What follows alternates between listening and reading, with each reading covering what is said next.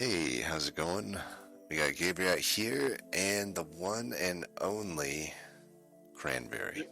There's multiple cranberries. If you go on YouTube, there's like the band Cranberries, which is really annoying because if you try to look for me on YouTube, you'll find the band much more popular. And I also just hate the song Zombies. I think it's a terrible song.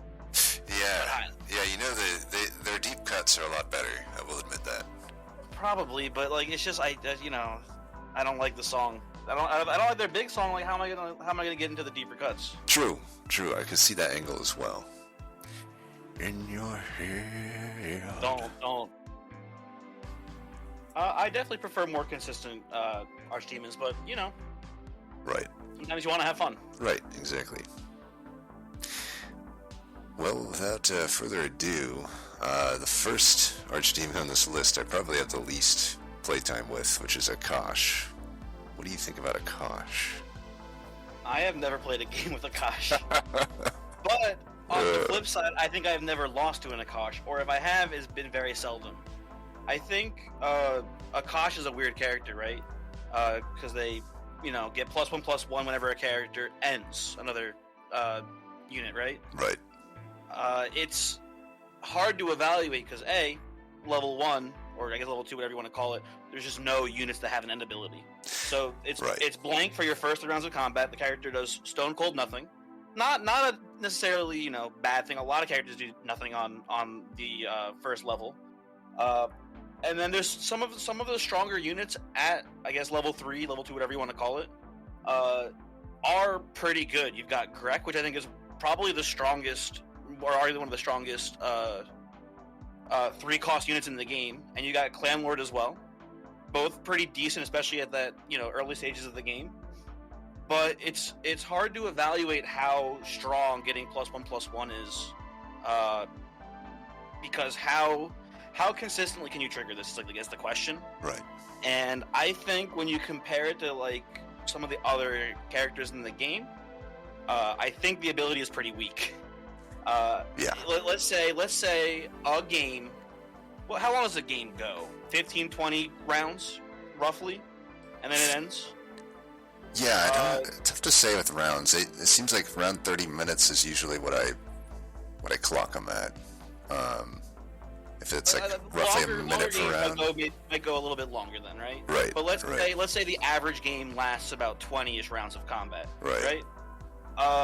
If you are first 3 rounds again does nothing, right? Right. If you are able to have each of your end units get a kill every single round, this character is contributing an extra +17/+17. Right. Which is pretty good. But let's be real, that's not going to happen. Yeah, exactly. A, not all of your end units are going to do this, and B, even if let's say for example your first attack every turn is getting an end, right? Things fall apart pretty quickly after that. Probably you can maybe get like a consistent like 2 triggers per turn.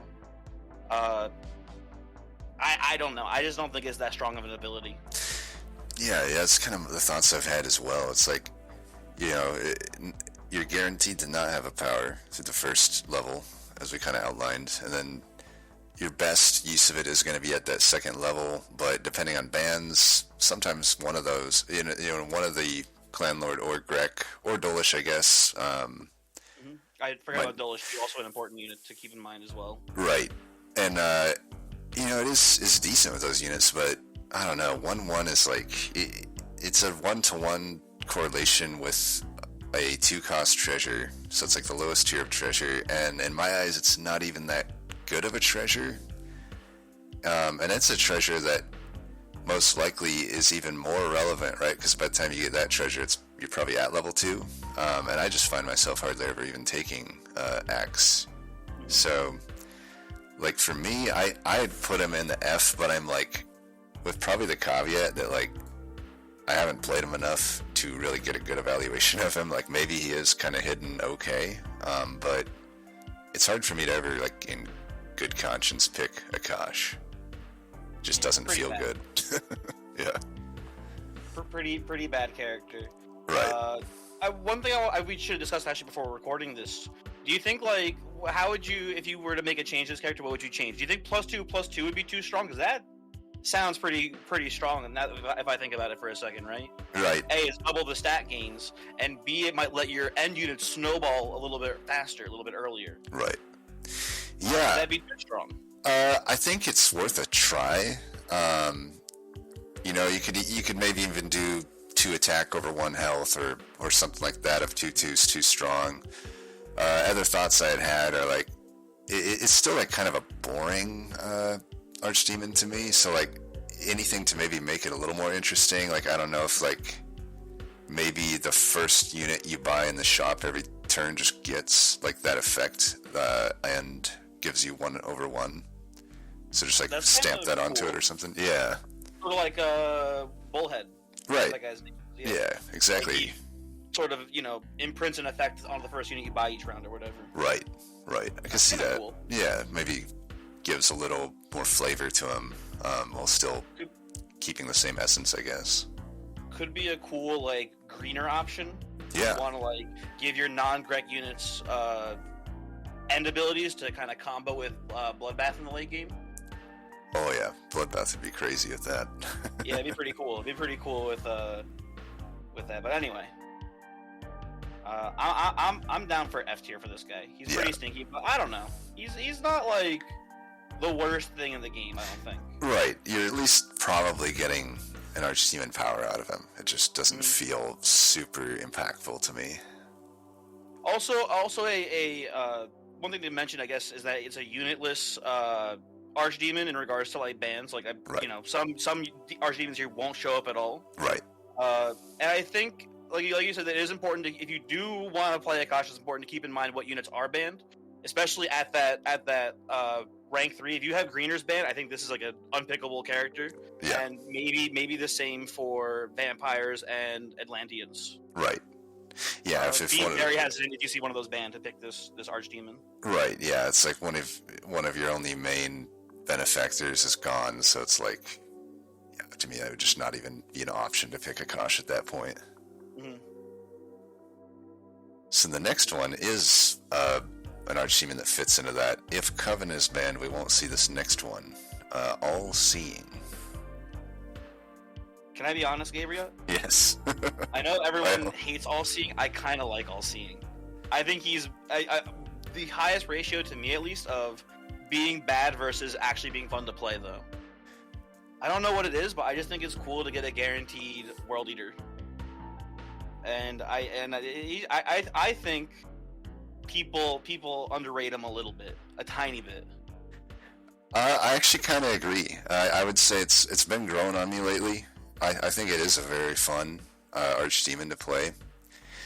I'm still, I guess, unconvinced that it's super great when the lobby is like pretty tough. I still feel like I kind of get steamrolled in those scenarios, but certainly there is like upside with it, right? Whereas if I compare to Akash, I just find All-Seeing would be a much more interesting pick to me, and with a lot more upside.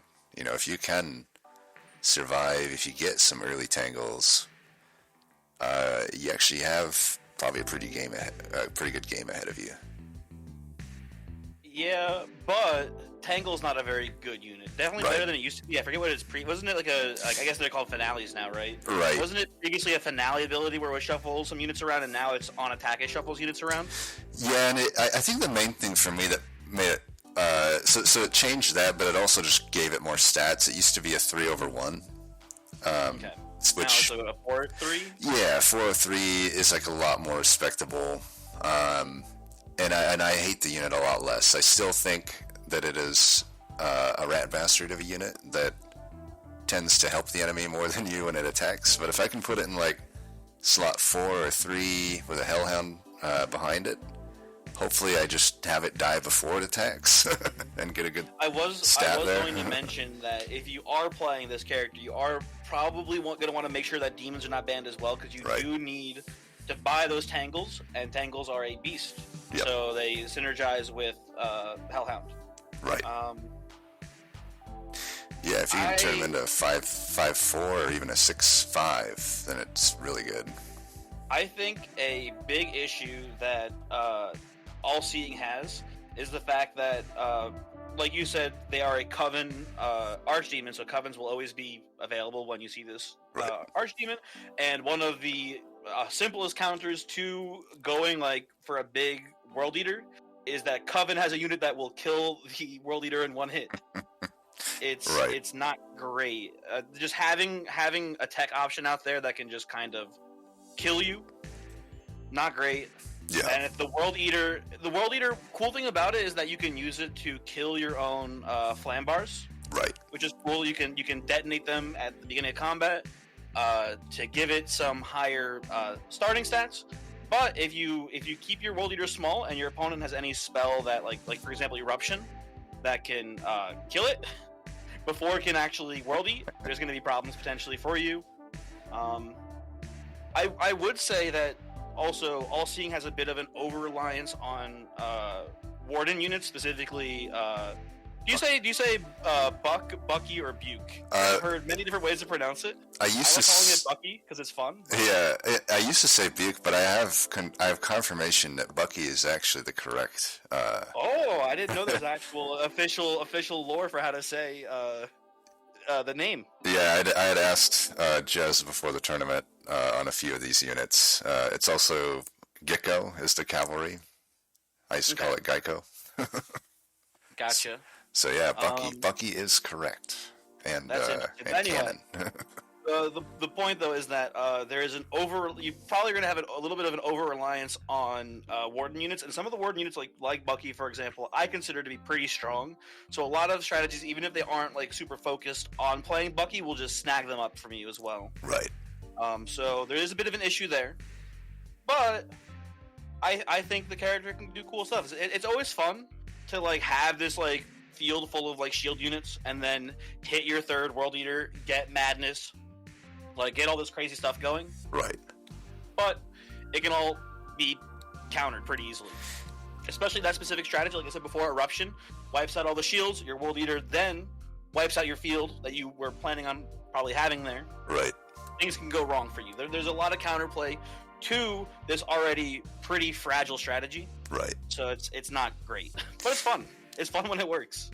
You know, a weird interaction I encountered the other day.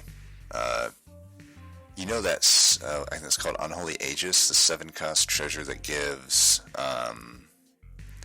the barrier to units. 30 HP units, yeah. Yeah, it's weird because it actually works.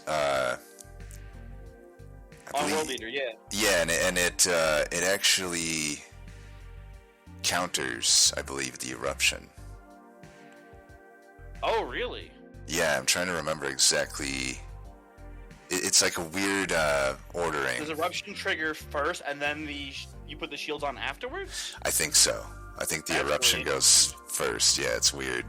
It's either one. I forget exactly. I know that the Aegis will put it on the World Eater before it gets the stat growth. Right. I know about that, but I didn't know that the sequencing was that the spells happen before the relic effects happen. That's pretty cool. Right. Don't quote me on that, but I remember it being weird. It was like it was different than like the way that all the other barriers applied. Mm-hmm. It was a bit strange there. I'm putting my guy in D tier. I still like him, but I think he is bad. Yeah. I think when I compare it to Akash, I would rather play All Seeing enough that it probably deserves a tier higher. But I also don't think it's super consistently good. But the high roll's definitely there. Now, I'll be interested on your thoughts for this next one. This is one that I've had a lot of thoughts about lately. Boss Feratu. My thing about Boss Feratu, I acknowledge he is the floor is pretty high still. Yeah. But the character does have a decent amount of variance, especially depending on what build you play. I had a game today where I went Rats. I think Rats is a pretty strong Boss Feratu build. I think maybe you could argue that Boss Feratu is secretly the best Rat Archdemon in the game. Right. And I saw, I think, four cost relics, while also having extra treasure, and never seeing Potent Brew. And I did not win the game. there's cool things you can do. My favorite thing to do with Boss Feratu is the Potent Brew Boss Feratu shenanigans, where you just buy and sell rats to give yourself a lot of stats. It's cool, and just in general, once you have like your board set up, you can just buy and sell cheap units all the time. Pretty cool. You can do the same thing, the same idea with Mana Guardians as well, especially if Elementals are an open clan. You can buy Mana Guardians and then just buy and sell like the 2-cost Elementals to stack them up pretty quickly. So there's a lot of flexibility in Boss Feratu. You can pick this at the demon selection, and then go in and see what people are playing, and then sort of try to get into the lane that you think is going to be most open. So it's a pretty high floor and an even higher ceiling for the character. But that being said, every time I play this character, that's not a nightmare, but I'm just terrified that I'm going to play them incorrectly. I'm going to sell a unit that I actually should have kept, because in the next shop I see two, it's a lot of shenanigans. But I think the character is probably like somewhere in A tier, probably. Yeah, it's interesting because it's like you're building up these stats a lot of the time, and then you kind of mention it's like it almost feels bad to throw away a unit sometimes. Personally, I acknowledge this is potentially a pretty hot take here. My current thoughts on Boss Feratu are that I think he's the best Archdemon in the game. That's pretty interesting. Yeah, I think even before Zoe was nerfed, for me, I think Boss, certainly in my own, it's tough to say, right? Because there's a lot that can influence a game beyond the Archdemon, but like... I mean, Boss Feratu was also changed at the same time, too. Are you saying, like... Well, I guess, would you even consider the Boss Feratu change a nerf or a buff? Like, what would you even, like, call it? Because it's definitely, like, a side step, at least in some sense, right? That's the interesting thing, because like for me, I like the current version so much more than the old version, which I think is not the typical notion, right? I think people used to say he was potentially the best in the game, but I kind of never liked the old version. I think I played the game for about 2 weeks before Boss Feratu got changed. I haven't been playing the game, right when the open beta started, like everyone else has. Right. I got into it, I think, in the last open beta playtest, or like the second to last one. So I was a little bit of a late arrival, so I didn't get to play too much with old Boss Feratu. Yeah, and the characters seemed pretty good, and it was 3-cost units previously, right? It was like 3 costs and higher would trigger it, but it was +1/+1. Now it's any unit, but it's only +1 attack. Right. Yeah, I think I find it so, the health is nice, but I think the fact that you can just do it with anything now, it's even fighting, in early, early game, you're often finding something like a better than nothing spell. That's basically a free 1 attack to your entire board. You just buy it, sell it back. You could get a rat bait. Rat bait now makes any rat can another free just attack to the whole board. And even just spamming any old 2-cost, for 1 mana to get attack, to me that's more valuable than 2 mana for 1/1. It's weird how it works. Mm-hmm. No, I get the concept there. Yeah. It's effectively, I guess if you look at total stat cost, right? When you buy and sell back a 3-cost, so it only net costs you 2. Right. It's +1/+1, so I guess 14 net total stats versus the 1 cost for net total 7 stats.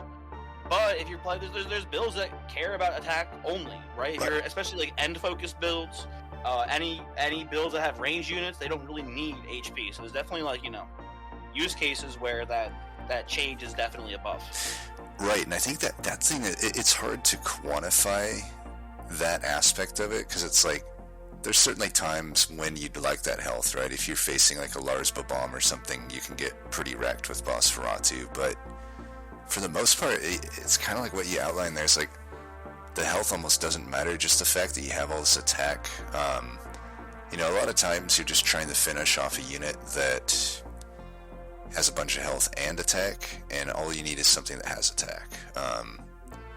And even something, I just find he's so flexible. Like there's those really high roll builds you can have, like a rat build, but even if you just get stuck with something that's not quite as high tier, like a mounted build, you can actually overcome some of the downsides of that build, which often are like your backline just sucks usually and is just a wasted. You know, they give great enchantments, but if your frontline dies, then you definitely lose the fight because your backline's not going to do anything, right? But with Boss Feratu, now your backline units like a Blood Mage or a Gecko or even an Ice Elemental, those things probably now have 20 to 30 attack by the mid game, and I can actually just finish off the fights. So I just feel like it gives so much versatility to any build you run. So yeah, I'm assuming you're putting this in your S tier then. Is the best character. Yeah, I'm putting this one currently I'm thinking he's my best. Certainly like stat wise he's my best. It's like my highest win rate, and I've yet to not top 4 with it. So it just kind of checks all the boxes for me. But it'll be interesting. It's certainly not my most played hero because he kind of scared me off for a while, especially because I didn't really play him back when everybody loved him. So it was like, well, why would I play him now? And then I just randomly started playing him, and I don't know.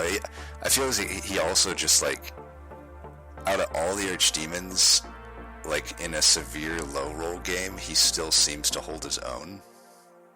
Just because you're just guaranteed to have a board that can attack. I think also the flexibility can't be undersold too, right? Like I said before, you can pick it at character select, and you'll be pretty okay no matter what you end up playing. Right. Like the champion ability will not only be relevant; it'll be good no matter what comp you're playing. Right. Because you're always gonna sell units. Like it happens throughout the game. You're always gonna like buy and sell things. Right. Yeah. Even if you're not doing the spam buy and sell, it'll still.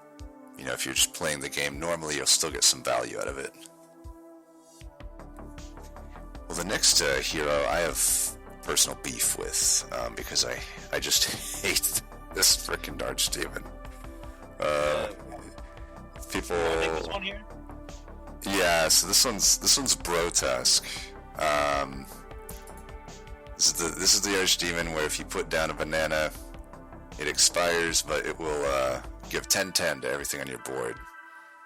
And the reason I hate this Archdemon is because it just kind of is.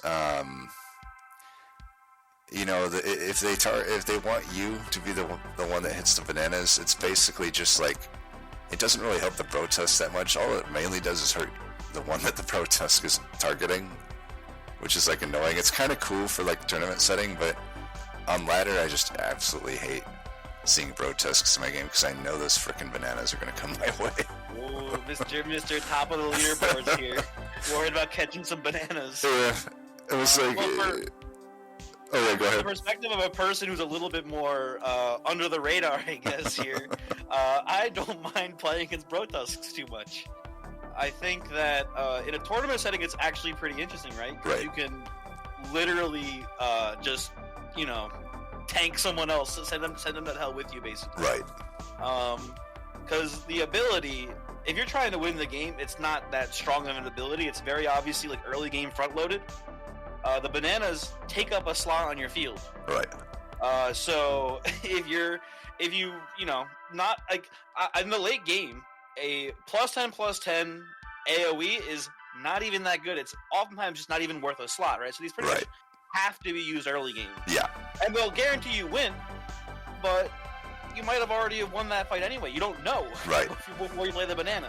Right. So you can really only be used to really mess someone up.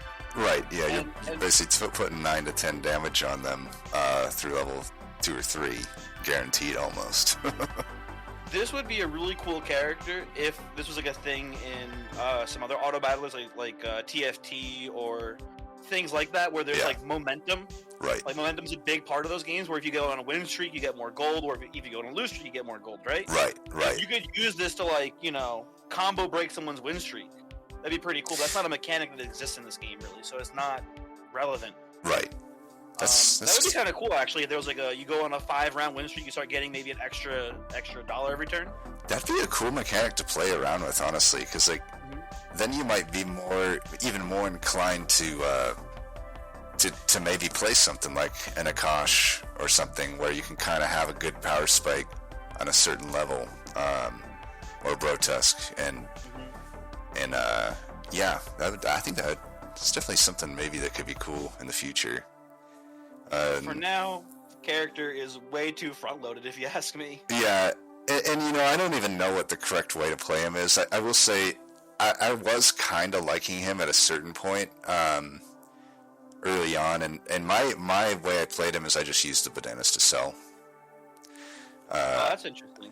Yeah, I usually try to just hold him till level 4 or level 3, and then that fire sale becomes available, and I would just kind of get 8 mana worth of stuff, but I don't know that that's necessarily the correct way to play him. It's probably correct just to put them down and like target the people that might be a problem for you in the lobby.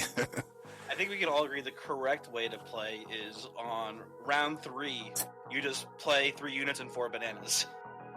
There's actually like I just can't bring myself to play Brotusk right now, but there's like this thought I had in my head, like what if you had like a Dullish or a Great Bite, and you just put like one down, bite and then 4 bananas. Exactly. Just wipe the field. Exactly, and just feed him that is 7. Cool. It might be legit, right? You'd That's have a gigantic Great Bite by the end of that. But that's if you can get like a really quickly upgraded Dullish and turn it into a Great Bite and just sweep an entire board away. Right. That would be pretty cool. Definitely. That would be neat, but you're asking for a lot.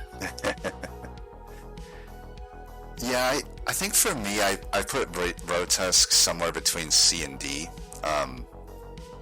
It is like something that probably is a decent preventing of bottom 4, but I think it's tough to win with.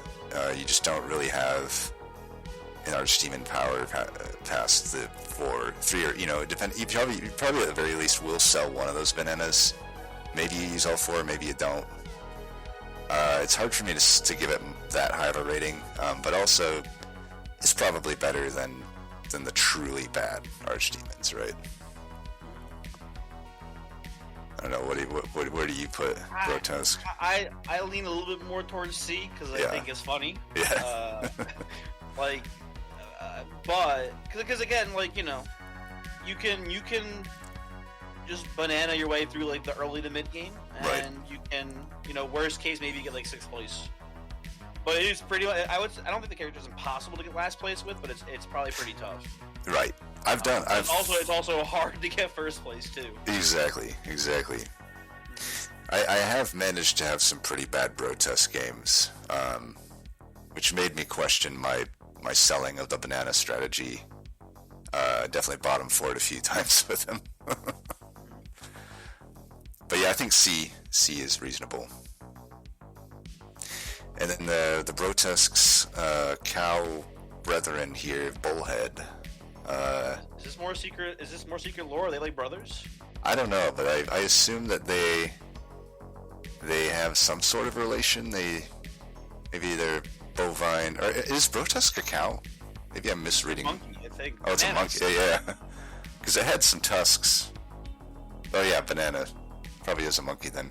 That makes sense. I don't know. Yeah, we'll just make. I think the lore is open to interpretation, and we can actually influence it if we want. That's fair. Yeah, we could say that they're long lost brothers. I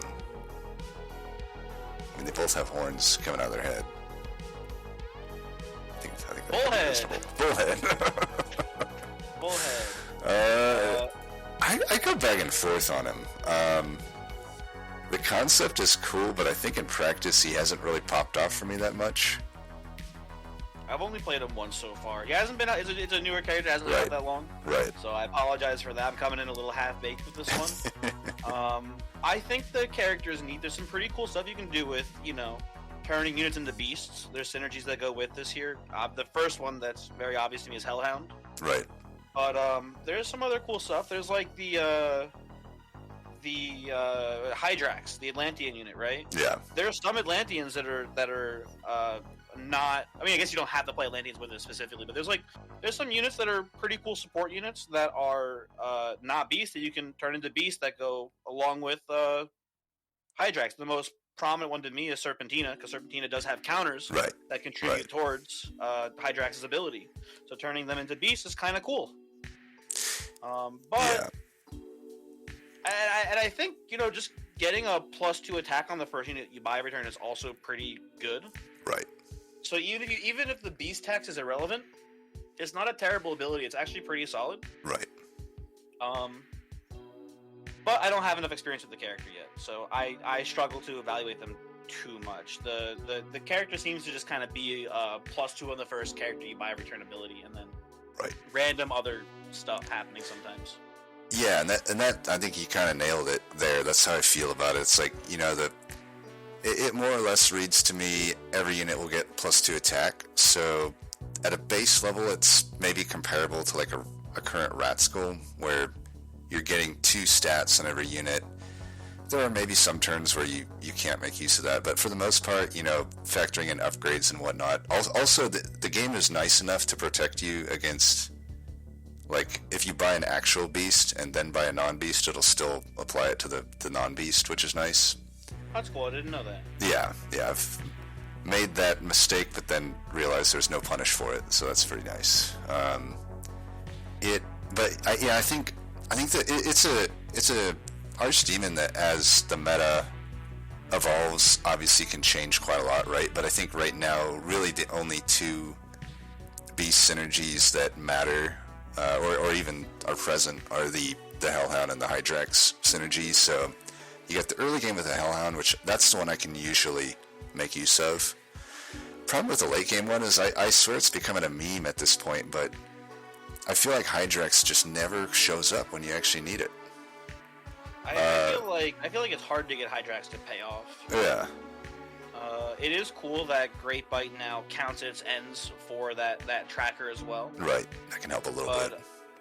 But I don't know. I feel like very oftentimes at the time, if you're doing a strategy like that, by the time you see Hydrax, it's just not enough. Right. Right. You just get overwhelmed still by whatever they're doing at that point in the game. Yeah, it's like I'm not super hot on it, but hey, this helps you out in the early game actually survive to that point. Right. So you can get Hydrax and then die to 200 attack Wraith Queen. Exactly. Here's something we should talk about too. There's, I think, one of the undead units that doesn't exist right now. The one that summons the hounds. Oh, right. Hounds, beasts. I don't remember. They should be if they're not, though. I feel like we should petition for that. Maybe there's what I'm trying to say here basically is that there might be future units that are relevant to this as well. Right. Which you can expect to find at some point. Right. And once Blight ever makes his way back. Yeah, I'll be curious to see what the Jez ends up doing with Blight. I think the last I'd heard he had wanted to completely rework it. So that'll be interesting. But yeah, I think in the current meta, Bullhead is not super excited. Well, I think it's a fun hero to play, but I don't think it's super powerful on average. I'm leaning toward B or C, somewhere in between there. I think it's better than Brotusk, but I feel like, I've only played, I think, 12 games with Bullhead, and I think I won 4 of them. It's just really hard to win with, I think. Unless you get that Hydrax late game payoff, which just never happens. I think it's good, better enough than Brotusk to put into B tier. Yeah. Again, this is all pretty just vapid to begin with. We're just giving them random assignments as far as what the tiers mean. Right. This is all we could change it. We could change it later on in the video. Who knows? Yeah. We could give them different labels here if it starts to make more sense. How about Countess? Speaking of more tempo-oriented archdemons. Countess is a weird one.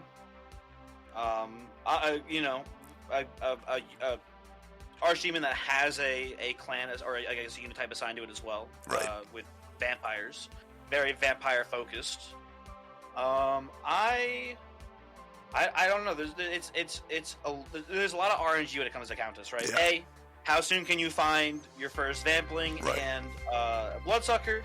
B, how often does your Vampling get to attack first before it gets killed, or until your other vampires get killed, etc. Right? But I think the effect itself is pretty, potent. Right. You might not win a lot of encounters, but you probably end up trading pretty often, and at least in drawing at a lot of early game fights. Right. And I don't know. What's kind of funny is that the Vampire Bats relic, I think overall got better, but probably got worse for Countess, because Countess does kind of just usually go all in on vampires, and the being able to take 10 attack or whatever, not 10 attack, but was it 2 per vampire or was it 1 per? I forget now actually. I think it was just 1 per vampire. 1? Yeah. Being able to take away 7 attack from your opponent's field was kind of a decent relic at 4 cost in the early and mid game. Right. So Countess, I like Countess well enough. I think Countess kind of suffers from the fact that vampires are hard to make work. Right. Yeah, you're kind of forced into almost some glass cannon type shenanigans. She's wild. To me, she's wildly variant in what you're gonna get out of her in a game. Because I think I don't know about you, but I've had some of those games where you just never find Vampling, and those games are night and day different than the ones where you do. Usually you will find it eventually, but I've had some where you just never find it, and it's like, well, what the hell am I doing here? I will also say real quick that Countess is pretty reliant on Wardens existing too, mainly because the one end game strategy that I've had work pretty well with Countess is Unholy Flame, the unit that gives warriors a barrier. Right. And what I'll usually end up doing is taking the what's the name of the knight, the vampire knight guy? The Clan Lord? Or the Forsaken Knight? The mounted one. Forsaken Knight. Yeah. Right. So Forsaken Knight comboing into putting its attack onto a Clan Lord that is getting a barrier from Unholy Flame. Yeah. And then getting a guaranteed end, and then carrying with the Clan Lord has been a pretty consistent and easy to set up late-ish game strategy, which you can then hopefully convert into a Wraith Queen that will somehow carry the game for you. Right. That's the general idea that has worked for me with Countess, which is actually pretty good if you can make it work. Yeah. But A, reliant on Warden being a not banned clan, and B, pretty easily counterplayed still is the main problem with that. Right. Barriers are tough to rely on because of spells like Erupt that break barriers, and then you have Iron Ogre as a tech option to kill barriers. You have a lot of stuff going on there that are pretty sketchy. It's a strong build, but that also has counter. So when your best build has good counterplay options, it is rough to play your clan or your Archdemon, if you ask me. Right. Yeah, and that's probably just maybe the biggest hang-up I have with her is that Unholy Flame is almost certainly going to be the way you navigate the end game on Countess. However, it just has so much counterplay. You can cast Eruption. You could cast even a targeted strike if you're running it in slot 6 and have it not put any health on it. That'll get it. Even a Grek a lot of the time is going to kill it. You can get around that a little bit, but your own board might end up looking a little weird to try to get around that. So it's still kind of hurts you. And then obviously, as you said, the Iron Ogre just kind of just exists and can easily counter it. I suppose at that point, maybe still the Vampire Bats could then come into play, but it's really tough to pull off. She still feels though like there's probably She's probably an archdemon that if I played more, I might actually find some more consistency with. I think she's not necessarily an easy archdemon to play because positioning is very important with her. So like, I was kind of leaning toward B, but I could be convinced of A. If Interesting. I was thinking between C and B for me personally. Yeah. Well, then I will not get convinced of A then. I'm down to put her in B then, but it's a shaky B for me because again, there's like a lot. There's a lot of things. There's a lot of things that can go wrong, I guess. Yeah, absolutely. It's sort of my issue. So I don't know. And I guess maybe worth one last quick note is that her blood mages, if you have the vamplings, are pretty good because they, kind of like I said with Boss Ferratu, a lot of times your backline is useless beyond the enchantment, but with her you can actually get the blood mage to a respectable attack level. It is important to note that your blood mages can actually do something. They can kind of fight you. Right. Crowley. Thoughts on Crowley? I'll let you go first on this one. I've quite been enjoying Crowley lately.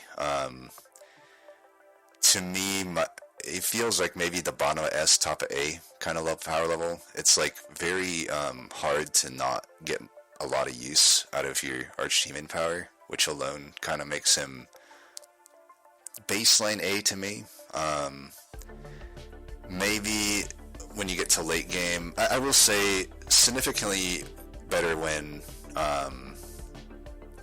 Serpentine is available, so Atlantean banned kind of hurts Crowley, but I still often take it when it's banned. It's just so nice to, like, it kind of gives you a lot of early game and mid game value, so it's definitely like a tempo archdemon in my eyes, while also providing a little more end game benefit than your typical tempo archdemon gives you. Yeah, I mean, like, even something like a better than nothing early is basically as good as a free mana on any other Archdemon, and just it turns out rituals are just quite powerful, and being able to cast them willy-nilly is kind of nice.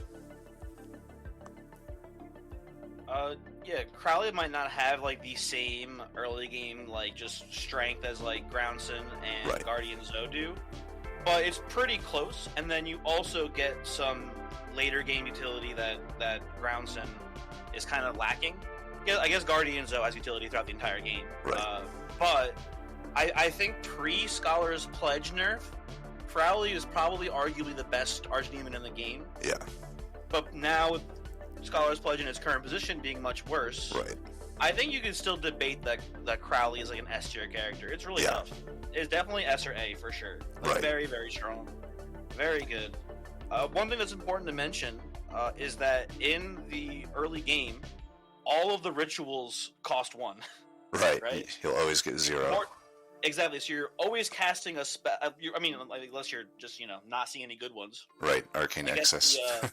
Yeah, exactly. There are some spells in the early game that don't do anything for you. Right. But you have to be really unlucky to see it 3 times in a row. Right. So you're going to get some pretty decent utility out of this ability in the early game. And then it's always relevant. It's always a pretty good ability. If you get what is it? Is it better than nothing? Is that what the little demon guy is called? Exactly. So? Yeah, better than nothing. Yeah, that is definitely better than nothing on your first 3 rounds of combat. That is like a significant body. Yeah. Or like you said, you could also just buy and sell it for effectively free mana. Right, and that's usually what I end up doing with it. I'm like, I'll just 1 free mana. I'll get an extra unit that you otherwise wouldn't have got. It's kind of cool how strong it is in the early game. Right. And then how relevant that ability still is in the mid and late game. Right. I think for me, I'm willing to put it in S tier still. Definitely not as strong as it used to be. Yeah. But I think probably like a top 3 Archdemon. Yeah, I think maybe not top 3, maybe like top 5. I don't know, whatever. Either way. Yeah, it's in the mix there. I think I'm gonna put it at S, but I'll order it such that it probably ends up at the end of S, because I think there are a few other Archdemons that have a little bit of a clear maybe step up in power level, but definitely I think it's above A. I think S makes sense. I agree. Probably like the last character in the S tier. Exactly. Yeah, exactly. I mean, he kind of looks like a gatekeeper. It's perfect. Now this is a wild one. I'll tell you right now, I'm gonna have a hot take with this next one. I hate Kathunk. Great name. The most annoying character in the game to play, I think, bar none. The most annoying. You know that it's so hard to tell where the slots are linked to. But I will say it's a lot better now. Have you seen the hovering update? Yeah, it's still annoying. Yeah, it's true. I gotta say that I think I like him after that update. Sure, but it's so frustrating. It's so frustrating for me. I don't know. Right. I don't know. It's just so annoying to like. Okay, I move him here. What am I linked in now? I move him here. What am I linked in now? Right? It's like I'd rather play. I don't know why I'm thinking of it. I'd rather play like a Skyrim style lock picking game. Right. And then, and maybe just like all of the links show up for me. I would much prefer that than just having to like move units around and kind of figure out where each link is linked to in each combat round. Maybe you know what would be cool? Maybe just how about the first round you get to see where like the links are and then they never change. Just figure it out once and it's done. That just actually play around that. That's not a bad idea. That'd be kind of cool. Each round it being changed is so like Right. It's cool, I guess. It would be a cool and fun character if the links were more visible. Like maybe you know what? Maybe Kathonk gets a special color of link that are just always on, so you can see what his Kathonk links are. That's what I was. It's like a red link. It's a red link between them, so you can see. Right, red or maybe blue, like whatever shade of blue he is, or. Yeah, I would be down for that. I think the hovering update definitely helped him a ton. Like he was an absolute nightmare to play before that. It still is tough because I guess one thing that's still kind of annoying is you have to have a character that has link benefit to hover it. So it's like you still have to like shift them around, and it's like confusing, especially like when we're often trying to make like videos and commentate over it. That doesn't help being able to like try to figure that out while that's going on. But it's weird. Like I don't know. I gotta say, I don't have a ton of Kathonk games under my belt, but I have played him a lot over the past week, and I won every single game I played with him. Yeah, I don't care. So I'm like, it feels powerful. I don't know, but I'm like, I don't know. It's still like not that many games played. I'm kind of willing to give him like an honorary A, just because we don't have any in the A right now. But I could be convinced otherwise. You know what's funny? I'm looking at my stats now. I've only played 4 games of Kathonk. I'm pretty sure half of these games are me walking away from my computer, coming back into the queue pop that I'm already like round 2. So I played That's 4 the games. worst. I've won 3 of them. Oh, there you go. And I am putting Kathonk in F tier. I never picked this character willingly. It's just no thank you. But you won 3. I'm never playing this character willingly.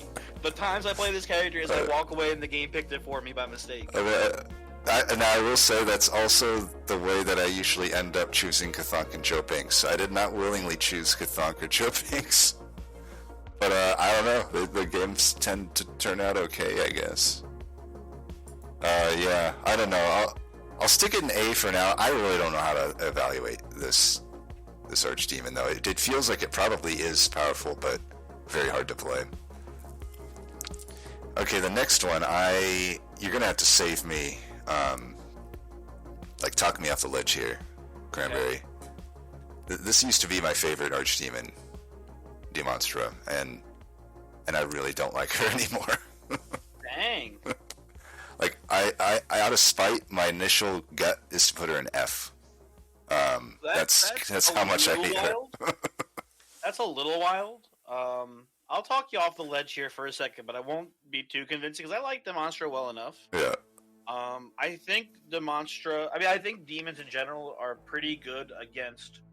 Maybe I'm crazy, but my opinion is that pretty good against rats. I think they are, yeah. Siege Engine is, being able to potentially kill 3 rats in a single ranged attack is really strong. And it's a potentially game-saving counterplay option, especially if the rat players get swarm tactics. Having access to strong range units is a good way to actually combat rat players. So if you have a rat dense lobby, Demonstra is very strong, and then the builds still work outside of that. And Demonstra her ability is cool in that it will more or less guarantee that you can play demons, right? Right. No matter how much competition is in the lobby, you're gonna see demons, and you're gonna be able to play the comp. Right. I do think there are issues with, your early game, depending on the clans that are banned. Right. If you have Atlanteans or Vampires banned, they have access to pretty strong beasts in the early game, and, important to note, only 2-cost demon in the game is Hellhound. Right. So you're always kind of forced to play a beast build in the early game. Right. Not literally forced, but I think you will lose the game if you don't. Yeah, I think you're probably doing the wrong thing if you're not trying to lean into beasts through level 1 and 2.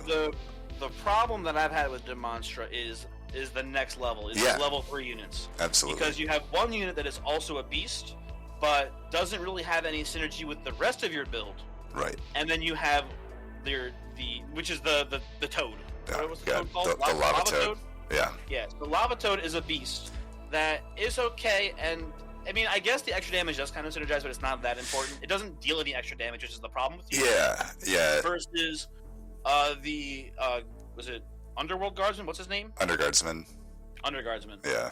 Who does have trample or overwhelm, right? Right. But is not a beast. Right. Very importantly, not a beast. So you'll very often have times where you have upgraded Hellhound going into level 3, and you just see a bunch of Underguardsmen, and you're like, oh, well there's a 6-2 and that's neat, I guess, but you can very oftentimes find yourself getting absolutely trampled over in the mid game. Yeah. And so far behind that you just cannot catch up. Right. It happens all the time with Demonstra. It's a very big issue. Yeah. Or sometimes you can find a couple of extra beasts, again, especially if the other clans have some beasts to help you. The big ones, like I said, the Atlanteans, aka Anemonat and Dolish. I usually lean more towards Anemonat. Yeah. Just because you don't need to worry about turning it into Great Bite. Right. And then you just pivot off of that anyway.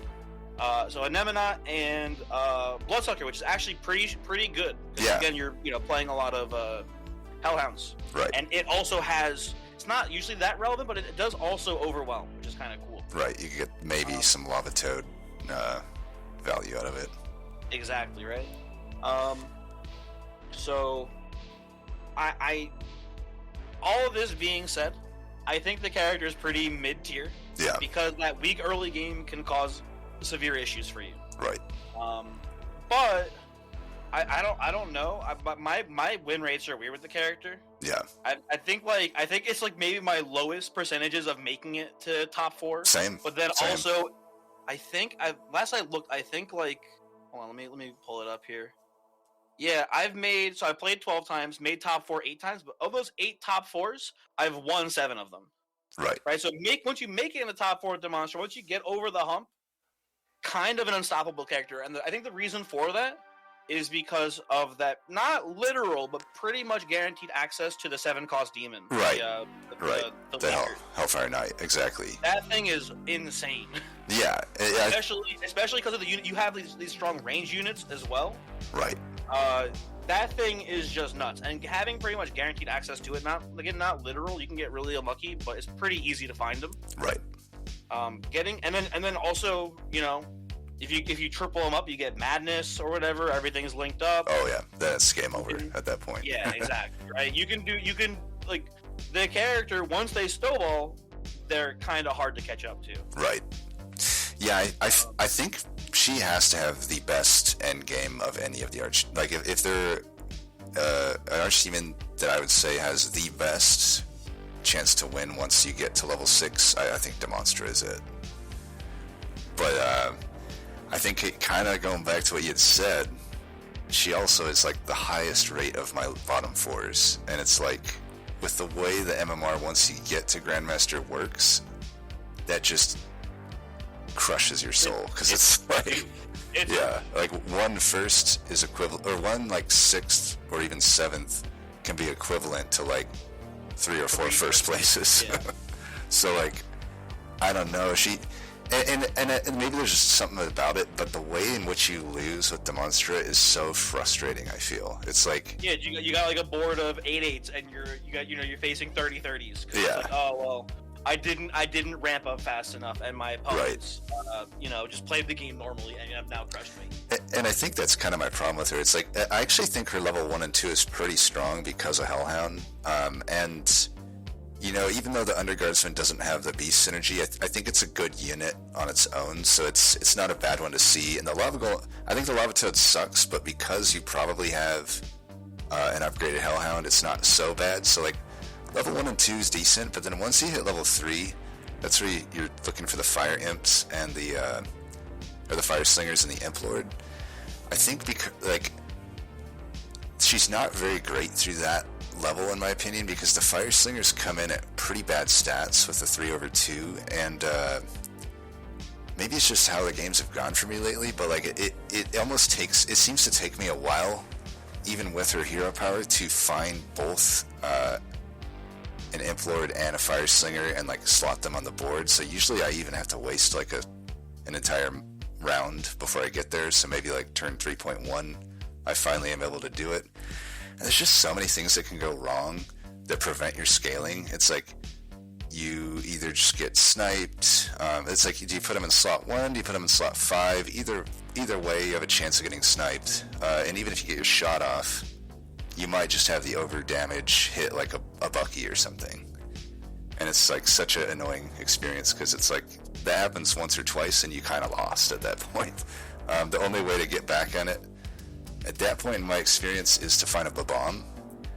That can be your best way to like ramp up, but you still have to wait till level 4 to find it, and then sometimes you just don't find it.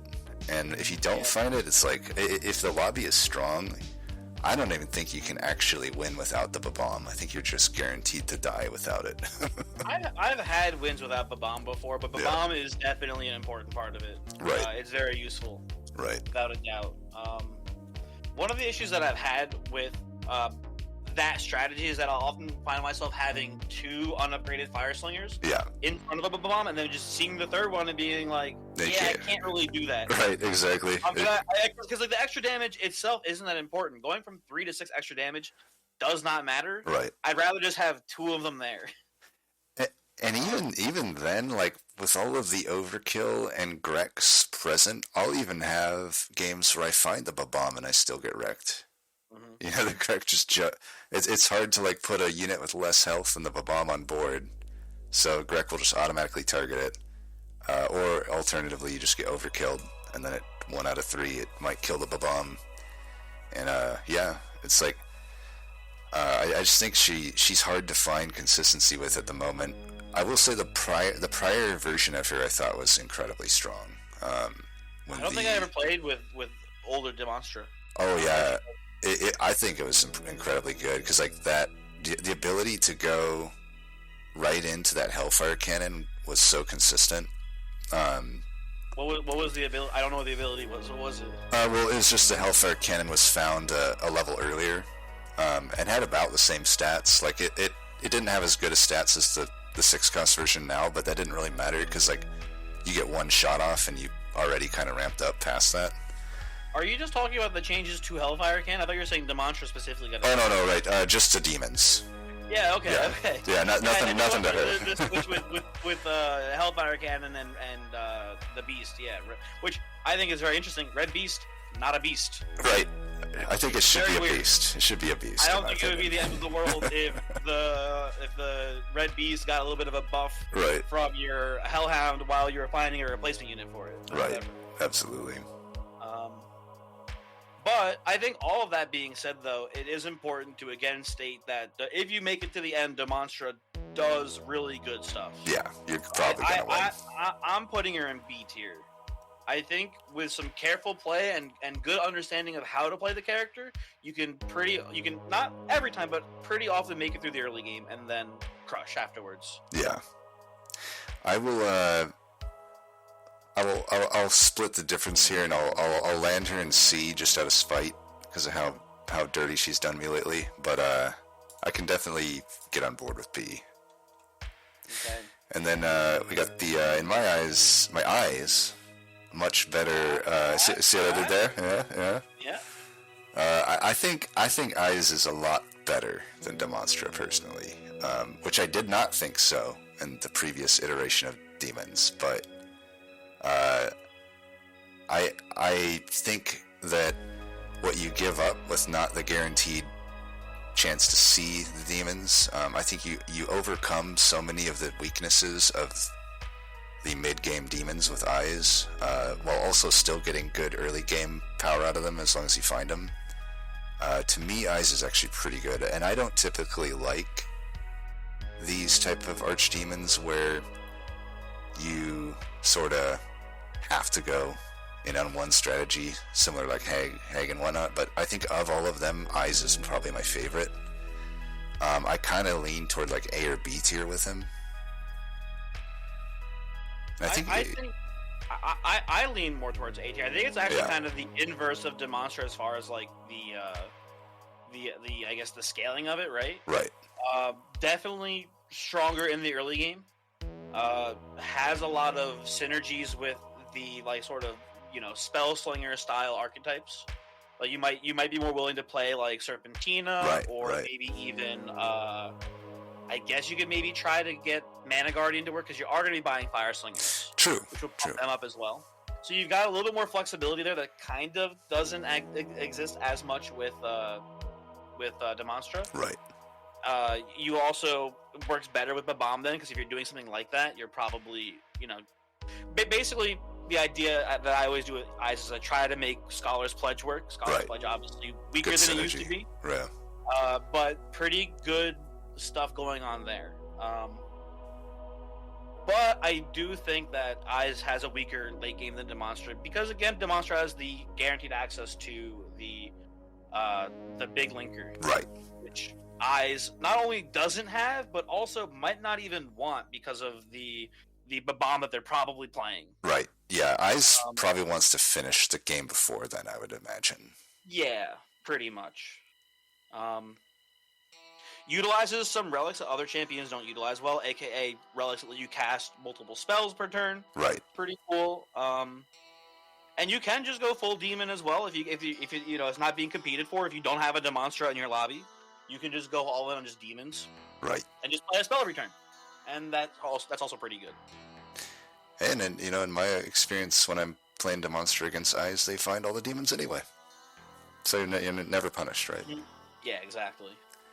It's tradition. Yeah, I think A tier definitely makes sense. It is also worth noting. I don't know if it's the case anymore, but at a certain point, it was the highest overall win rate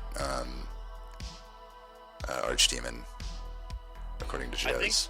I think that was pre-Scholar's Pledge nerf. Right, Scholar's Pledge, exactly. Not super essential for Eyes builds. But definitely, probably more so for like Crowley, right? But still an important part of the deck, right? And now not as strong. So I don't know. Also, something to keep in mind too is that sort of same idea you had with Countess and the Blood Mages. That sort of exists with the what are their names now? I forget the name of the unit. The Imps, whatever they are, that buff the Implord? extra damage units. Implords, yeah. Right. That sort of comes into effect here as well. They're not going to be nearly as strong, probably, as your Blood Mages would be. Right. But, getting +1/+1 or +2/+2 over turn, they're going to, not be insignificant. No, yeah, I mean, that's definitely a good point. And that's another tough thing about Demonstra is you always have to field those Implords, and they're a wasted unit on your board as actual combat units, right? They're always just going to be a 4/6. But with Eyes, yeah, they're going to grow into maybe a 10-12 or so realistically in most games, and that's a respectable unit through that mid-game portion. Or a 10-14 or whatever. So the next one I don't really have many thoughts on. Fallen One. It's kind of a boring Archdemon to me, so I just never really play it. That's kind of my thoughts too, but I feel like I said before about Akash. I've never played this unit. I've never lost to it before. Yeah. It's sort of the inverse here with Fallen One, because I've definitely lost to Fallen Ones before. Right. You can get some pretty scary builds, especially some rat builds. Yeah, the rat. If you have what is it, Hammer of Destiny? Exactly, Hammer of Destiny, I think, or something. Yeah. Whatever it is, Hammer of whatever. Hammer of Fallen One rats. Exactly. You can do some pretty crazy stuff with it. It can be very strong.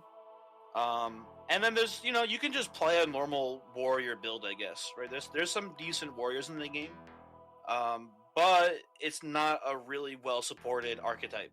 Right. So it's tough to make work sometimes. And if you also, maybe you get unlucky, maybe you just never see that hammer and you just die 8th. It's and that happens. It's a weird one. And that happens. It's like, I think that's my problem with it, is like it's so reliant on finding that hammer that you don't really have much of a hero power outside of it. You'll get a little bit of stats from a warrior dying, but it's not like, it's kind of just like very dependent on that one specific treasure, and also it's a specific treasure at a tier that has a lot of treasures, so it's not like you're highly likely to find it, right? I think it's like a 1 out of 4 to find it on any given treasure set. I don't know. What would you say as a tier? I would put it in C tier, because there are some things you can do with it. It's not worthless. It's not as bad as All Seeing is. Right. I feel like it's distinctly better than that, because you can just play a bunch of warriors and like that can do stuff. Right. You get 2/2, and it's definitely not nothing in that early to mid game. You can like Flambar is a pretty decent unit. Yeah. You can just play a bunch of them, let them die, and then they double buff you, right, temporarily and permanently. So there's things that you can do. I just if you miss the hammer, good luck. Right. It's gonna be rough. Yeah, and I've seen that. I think I would probably never play this if rats were banned. Right, exactly. Taking out that high roll just seems miserable. Yeah. Relegating yourself to just playing it standardly. I guess it's also worth mentioning that Captain is a pretty good unit for Fallen One in the backline. That's something I saw Tanklicious do, and I've seen a few other players do it since then. And even in a pretty mediocre build that can carry you through some fights. And I guess the summons also are warriors then too, huh? If you have the hammer, yeah. Yeah, if you have the hammer. Again, I'm only living in a world where I'm playing this and I have a hammer. That's right, exactly. Hammer or bust. Yeah. Well, I probably have some hot takes on the next one too. Interesting. Okay. You got any strong thoughts on Gordo? I have a strong thought, and it's you should not play this character if Eldritch is banned. Yeah. That's my strong thought here. Yeah. This is like an F tier character if I would say Eldritch and probably or Elementals. I think the ability is very swingy, because losing a look at an extra relic every upgrade is not nothing. That is a pretty big deal. I think it's brutal. Yeah. It is brutal for sure. But you can also just be lucky and get the right relics anyway. Right, exactly. And it's also important to note that the reason why I said Eldritch before is that there is only one 3-cost unit that is of the large size, and that is Mana Guardian. Exactly. So your ability is only a hindrance to you up until you see what large 4-size units are there even? Well, that's the other thing. I believe it's only Earth Elemental. So basically, it's like if either of them are banned, you have a very bad early game. And important to note, Gordo is an unaligned champion, so you can have both Eldritch and Elementals banned. Yeah. And there you go. You got some cojones if you go into the game with those both banned. I'll respect that decision, but I wouldn't be surprised to see that get bottom 4. And I mean, it's worth noting, it's like the only Archdemon in the game, really, other than maybe 10-foot, that has an active anti-hero power, right? Groundson too, I guess. Groundson now does, yeah. Yeah, I guess so, huh? Yeah, and it's significant. Like, yeah, it's probably more significant than 10-foots. Right. I think so. Achilles heel. Yeah. Relics are very important, and seeing one less is a huge deal. I will oftentimes in the early game just buy bad 2-cost units in the hopes of seeing extra treasure. Right. To try to mitigate it. Yeah. But on the flip side, though, there are strategies that you can just ignore relics for. Right. And play this character and do well with, aka Mana Guardian and or Elementals. Right. The only relic you'll really need is War Engines. Right. And it'll if you can find War Engines, then you're good. There's a good chance you win the game. Right. So yeah. But yeah, I think that's.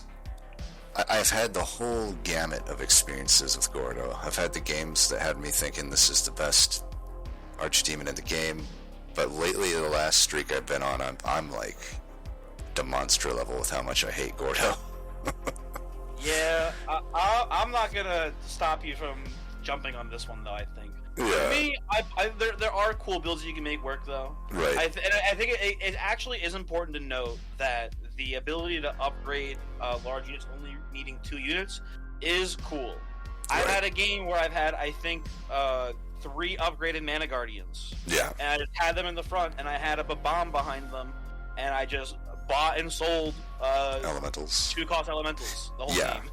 Yeah, that's like my favorite build with Gordo. That's super fun. It's good, and because of the fact that you only need 2 units to upgrade units, it is hard. Even if someone's competing with you for like a similar style of build, right? It's not that big of a deal that they're potentially taking units from you because you don't need that many. You only need 2 to upgrade. Right. So I still think, all that being said, I probably put Gordo in like D tier. Yeah, I'm definitely on board with that. And I think, it's probably a hot take from both of us because I think a lot of people are pretty high on Gordo, but like, I don't know. I think whenever I'm in I just happen to get always matched into like the most competitive lobbies ever when I pick Gordo, and he's actually pretty miserable to play into those.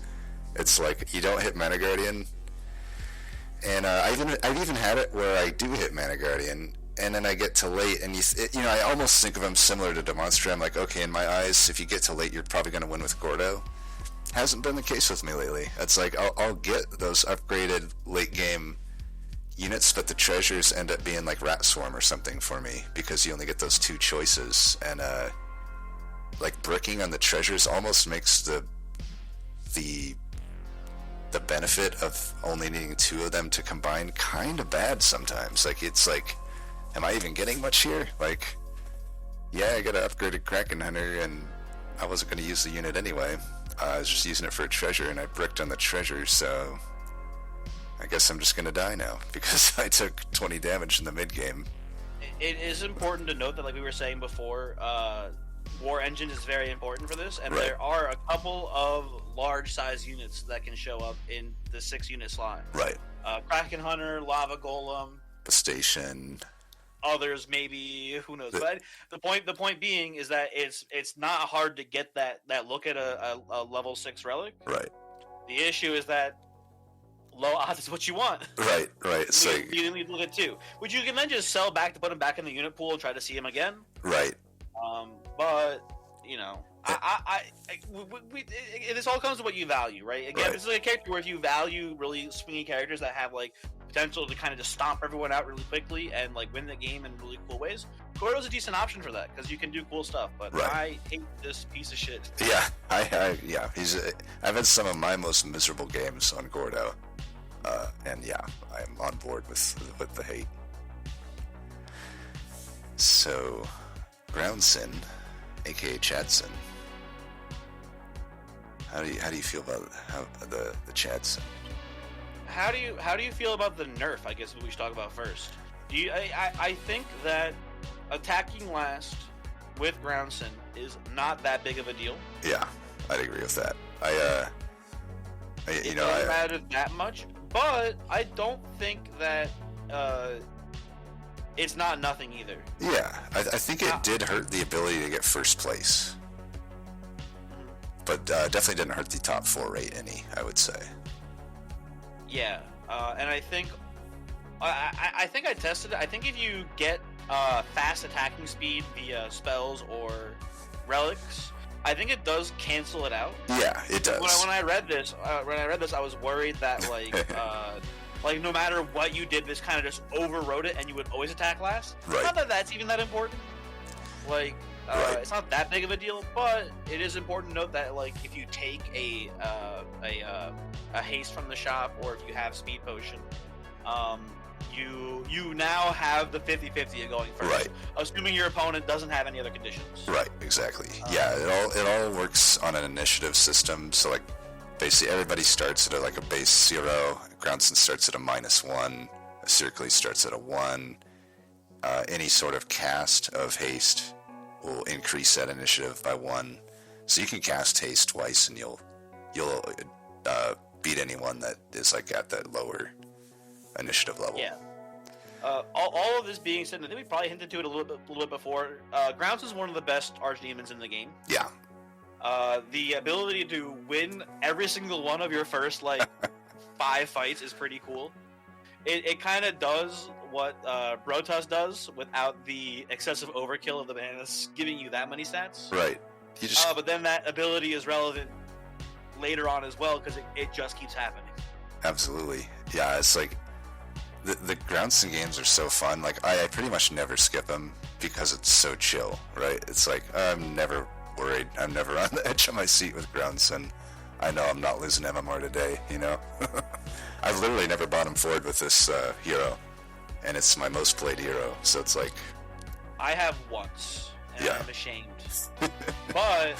you gotta blame the lag or something. Yeah. I will say the ability does fall off a little bit in the later game. Right. 12 health is cool, but it's not game ending by any means in the late game. Right. So it's this character is like the epitome of pretty much getting a guaranteed 4th. Right. Exactly. No matter what. Yeah. But not, and also probably the most flexible character in the game. You can do whatever you want as far as your build. You can play any strategy. Right. Maybe you could argue that because of that new text of hitting last, being like an end focused or maybe like a greener build with Grex or whatever is a little bit less viable now. But you also have the bonus health, so it's probably still very strong. Yeah, and that's kind of what I've noticed. It's like it hasn't affected me too much unless it's the very end game. Like early game, I probably just survive the hit anyway if they attack into me first. But then late game, when that stats have become a little bit less relevant, when boards are often like 50-50 or 100-100, then it starts to be felt a little bit. That being said, I still have a decent win rate with Groundson. I think the reason for that is he has a little bit of flexibility throughout that mid game to be greedy. If that makes sense. Like you can put together maybe some scaling demon stuff, or some end units or some greeners, and you don't really get punished for being greedy since you just have all this extra health. Yeah, we mentioned it before about Demonstra, about how when you get to like level the 4 cost units and Fire Slinger's really weak. Right. Still not that strong at that point, but you're at that point in the game, your front line is probably surviving. Right. And then your Fire Slinger attacks, and then they have to attack into the front line again. Right. And then Fire Slinger gets a second attack, so you're effectively scaling, maybe not necessarily twice as fast, but you're getting a lot more hits in with those Fire Slingers if you're playing a demon focused build, and that applies for anything. Right. Right. It's just a very strong ability, without a doubt. Absolutely. So I think S tier, undoubtedly for Groundson. It sounds like, yeah. I'm down with that. And not to influence your decision or anything, but staying in the S tier here. Yeah. Guardian Zoe. Maybe we could talk about the nerf. What do you think about the nerf? What was the nerf? I don't remember. It was the most recent patch, nothing huge. It used to give a 1/1 when a barrier would break. Now it just gives 1 attack. Did I not notice that? Yeah, it was like the last few days or so. The last couple days. That might be why. Right. That's a pretty decent nerf, but I think in the grand scheme of things, it's not that huge of a deal. Right, I agree. It almost like all it really does is maybe one unit dies early game when it wouldn't have otherwise. So like, are you with the Zoe? Am I winning fights by 1 unit? Probably not. I usually win by like 3 units early, right? So I haven't thought it's like that big of a nerf. I've often thought you could take away the attack as well, and still the fact that you're getting a 4th slot barrier is good enough. Yeah, that's a good ability. Right. That's very good. It's obviously not as flexible as just the barrier spell. Right. But getting what is effectively a 4-cost spell for free that then also makes all barriers buff your units is insane. Right. That is a very and it's again not as strong because it's not flexible. You can't like in general, right? If I were to choose, I would put a barrier on my first slot unit so that way it attacks and probably gets an end trigger and then also sticks around to potentially get another end trigger later. Right. That would obviously be better if you could have that flexibility with it, but being in the 4th slot is still good. Right. It's still a very good ability. Not to mention, I just realized now that's really cool. Automata. Oh, right. Now not going to have to worry about units outscaling its ability. True. Could be a ninja buff in a way. Not really. But it is cool that will now work as a thing. Right. That unit will now be a little bit more playable now. Yeah. I mean, you could run like Bloodsucker on either side, and you could probably run it through all the level 3 or so if they're getting big enough. And yeah, I think, beyond the scaling, which is still fine, I think, with the attack, it's almost like you have an extra unit on your board, especially in that early game when you just have a unit with barrier. It's like, to me, it's like it kind of embodies the entire, you have strength at all points of the game. You're strong right from level 1. From level 1, you probably never lose a fight other than maybe a ground sin or a 10-foot, but you're winning fights early, mid, and late. Like late, it's still, of all the tempo-oriented Archdemons, it's probably the best of them for late game. Maybe Bosferatu beats it, I don't know, but or maybe a Bullhead if they hit Hydrax. But in general, just there's not a build that doesn't like to have that barrier there. I mean, think about like Elementals, Greeners, any of those can put a super strong unit there. Now I will say this, I think as players catch on to the fact that Iron Ogre is super good, Zoe can get, I've had games where everyone runs an Iron Ogre, and Zoe doesn't actually feel that good in those games, right? But that's a commitment that the other players have to make that just isn't there that much. In the one-on-one, it'll eventually come out, and then you'll be nullified a bit, but that also means you can just not really build too into barriers, right? I typically don't play Zoe with a late game thinking, oh, I'm going to run a bunch of like Unholy Flame or anything, right? I'm just like, I'll just have this unit in slot 4, and if they want to use an Iron Ogre, go for it. I'll not build too much into these barriers so I'm not that hard countered by Iron Ogre, right? Yeah, like I've won the game with Guardian Zoe Rats. Yeah. Like you can just play whatever you want pretty much, and just use the barrier as a buff. And it is very cool and good. And Rats are actually great because the resummons get the barrier as well. Yes.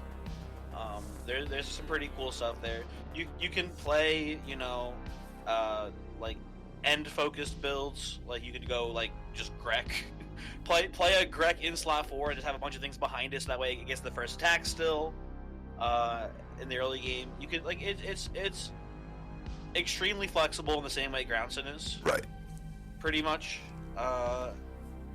And you know what? 18 games played for me with Guardian Zoe, all 18 top 4, and I'm not even like that's way like no other character I have has that consistency pretty much. Yeah.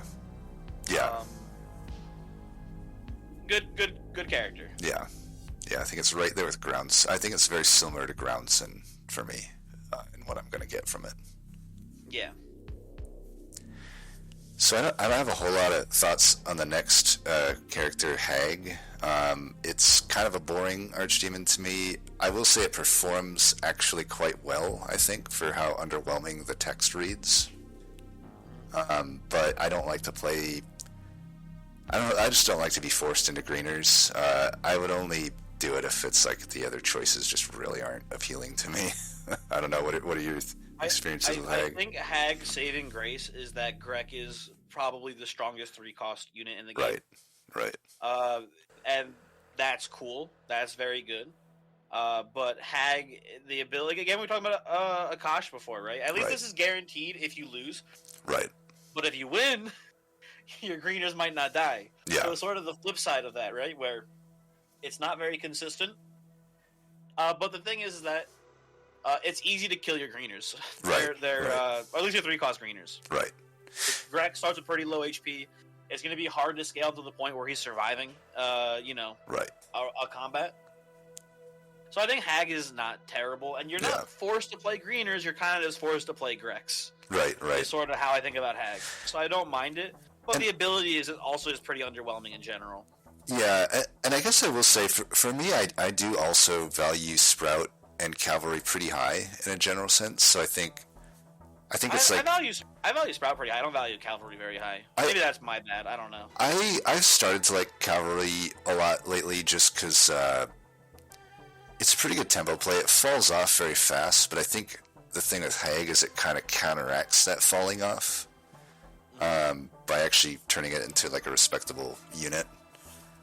But yeah, I can see that definitely of the 3, Cavalry is probably my least. But I would say in a general sense, I do find Cavalry one of the better 3-costs in the game currently, just for the tempo splash that it does. I don't know about you, but lately I have found greeners to be pretty popular. Yeah, I find that they're pretty competed for. I think they're the king of lobbies that just aren't tempo oriented. But I think Hag does well into a tough lobby too. I think that's the difference. I guess if all your units are dying, because the lobby is tough. Right, exactly. That does help you come back a bit. And maybe on the flip side, maybe Hag isn't so good in a kind of a bot heavy or newbie heavy lobby. Because if they're not dying, then you're not really getting anything out of it.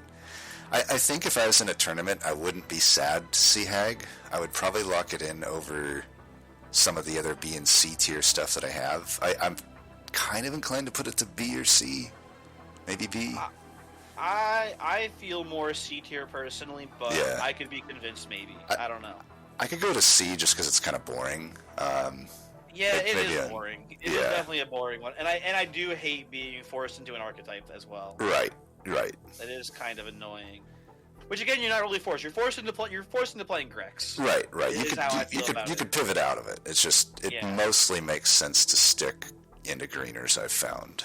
And I say that as someone who avoids playing greeners if they at all can, just because I actually don't find that, like, I do think in a tough lobby, greeners don't win consistently, but... I like greener, personally. I've found Bloodbath to be a really good payoff for greeners. Very satisfying, And just being a nice, easy, clean way to win the game. Right. But you do need to find Bloodbath. And if you don't... That's the thing, too. If you don't, it's not the end of the world either. You can still get a pretty good run. Yeah. Assuming that it's not heavily competed for. If there's competition for greeners, then you might have some issues. Right. I find them similar to rats, where they're a nice chill one to play, because you have a pretty solid game plan. You don't need to do much on-the-fly thinking with them, but, like... So they're a good one on when I'm just kind of grinding and watching TV or something, but, like, I do find they're similar to rats. They're kind of reliant on treasures. Like, they definitely, in my eyes, need something like an arcane offering or an ambush tactics to be competitive, especially if you're facing other greeners, because if you're a greener that doesn't have those and there is a greener that has those, you're just kind of default going to lose to them. Which can be tough. What do you call the magic man? Do you call it boozed? I always call it boozed because I don't want to call it I don't want to put the Z in front of the T. Yeah, I call it Bootst too, so I think you and I are similar there. That's when I should have asked Jez on, though, because I actually don't know. It never came up in conversation. The next one I am not. I'll just tell you right now, I'm not a fan of. I am too afraid to play Inferno. I have never played them. Inferno seems pretty strong. If you are the luckiest person on the planet. Yeah, that's my... Right, getting access to a unit early is really cool. If that is a unit that is part of your game plan. Right. Most of the time, this is a piece of garbage that you will sell for gold or a mana or whatever, or you might hang on to promote to try to get really lucky. Well, I think that's my problem too. Is my game plan with promotions has really shifted toward almost exclusively promoting upgraded units. So like, I don't even necessarily like it for the, pick it up and maybe promote it thing. Like, to me, I just don't even buy the unit anymore if it sucks. Like I don't know. I could see hitting level 4, seeing a promotion in shop immediately, taking that unit, hitting like a crazy 6-cost unit, and then just winning the game. Can you imagine seeing Bustation at that point? Oh no, that'd be crazy. I got a screenshot. If you check the Discord, I have faced a guy who in level 2 had a frickin' Hellfire Knight. That's what? Level 2. That's crazy. Yeah, it was like he promoted into like a Mind Sapper and then promoted that. It was ridiculous. It must have been like an Orbis player or something, right? No, it was Inferno. Wow, that's insane. Yeah. That's so crazy. I still won. Just that's so funny. Anyway, that goes to show you how bad the character is. They had a level 2 Hellfire Knight and they still lost. Exactly. Inferno, the worst. They're just the worst. I'm only to put them in F tier, personally. Yeah. If I were to objectively, holistically judge Inferno, it's probably D or C tier, but I'm putting an F on principle. It is by far the most miserable games I've had are Inferno. Also, I've had tournament games where I was thinking Inferno wouldn't be horrible, and then I get like 7th, and I'm just out of the tournament immediately, which leaves like an extra sour taste in my mouth.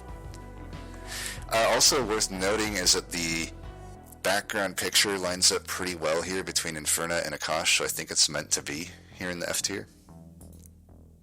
Okay, well, that is cool, but for me, I had Chthonk in my F tier, so it didn't match up at all. But Chthonk actually rearrange it is actually kind of cool. Yeah, look at that. Yeah, and Chthonk actually matches up with the eyes, so you might need to rethink the. No, but if you put Chthonk down next to Inferno, though, on that side, it matches up though. Oh, okay. That's yeah. That is true. Anyway, moving on to the next character here. Get the important stuff out of the way. Lore question: do you think Insidious is secretly Crowley? They both have a stick. They're both wearing blue.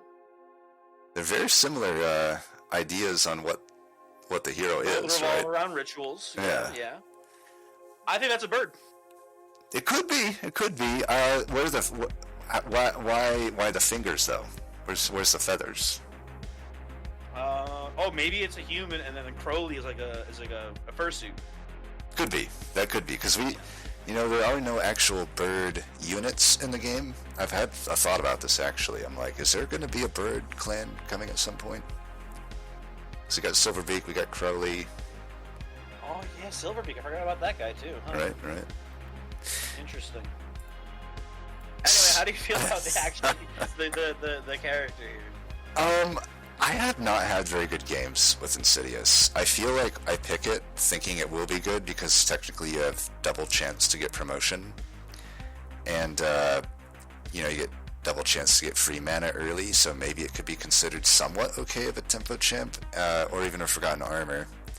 And you have the extra chance endgame to find Eruption or Targeted Strike, stuff like that. So like in my head it should be good. In practice I've never had that good at games with Insidious.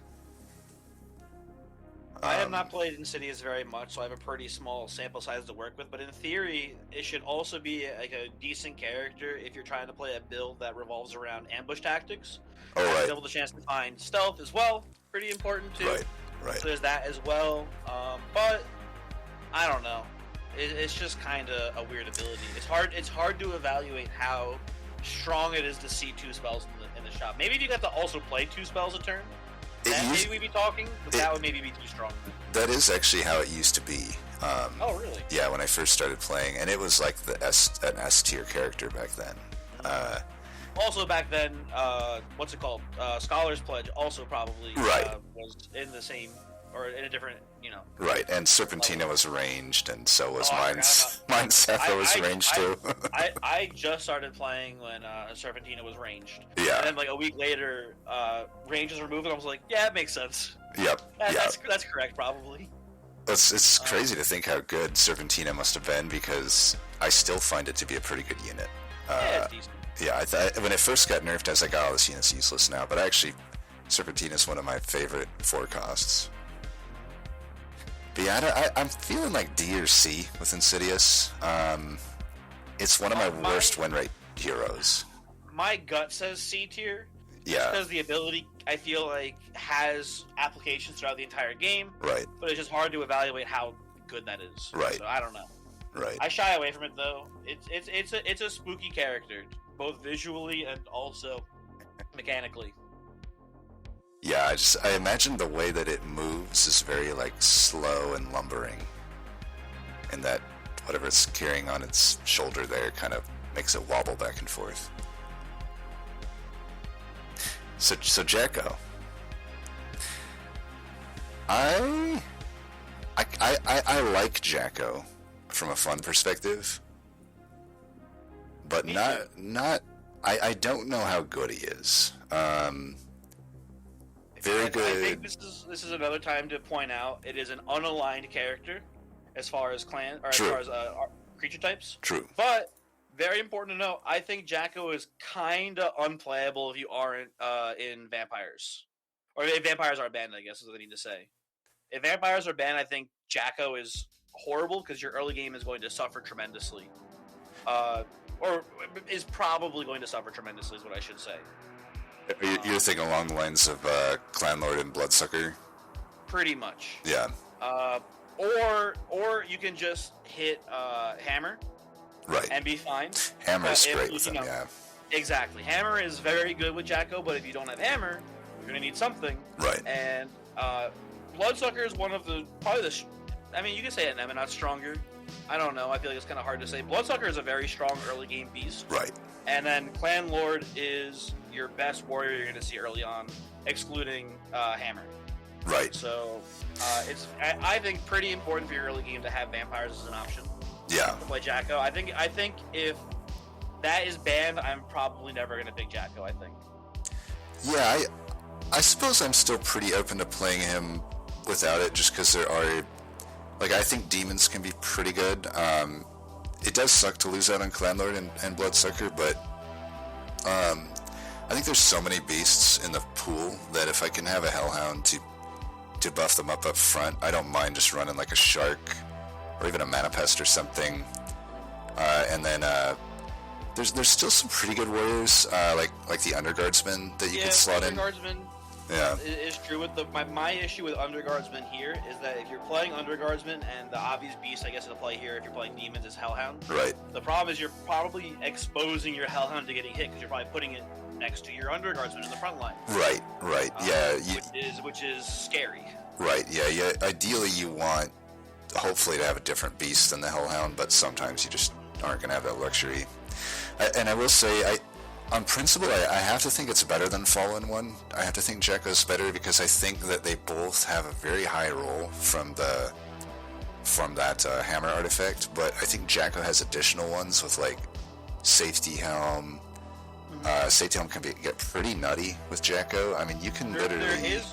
There is more relic support for mounted builds than there are for warriors in general. Right, absolutely. And there's some decent, the charge, whatever it is. Yeah, the charge one. You can get some crazy stuff going there. I do think he was better back when the charge was a 4-cost artifact, and that the Forgotten Memories is a 5-cost, but also gave a 2/1. I still like Jacko. He's kind of like, I feel like it is one of the highest skill cap Archdemons to figure out, and I've played over 20 games with him, and I still don't feel like I have a super good grasp on how to navigate it. I've got 3 games of Jacko, and I will say 3 top 4s, won 2 of them. So I maybe percentage-wise, I'm looking like maybe the Jacko expert here. Yeah, well, your win rate's way higher than mine. My experience with Jacko is I pretty much top 4 every time, but I've hardly ever got first with him. I think if you do get stuck in a mounted build, which often I think because there's no beasts, I believe, at the 4-cost other than Gecko, which is a good unit for Jacko, but it doesn't usually run up front, so it's hard to like get that warrior beast thing through the mid game. You can play him up front. I've had times where I've just had a bunch of them. Yeah. And just have them in the front doing crazy shit. They can play up in the front sometimes if you know. You can kind of just overwhelm other builds and really do some damage early in the mid game. Yeah, and Safety Helm makes it respawn a beast as well, which could be good. And the Safety Helm just becomes really nice. It's like you can have like an Automata even respawn into a Mana Pest. It does really nutty things like that.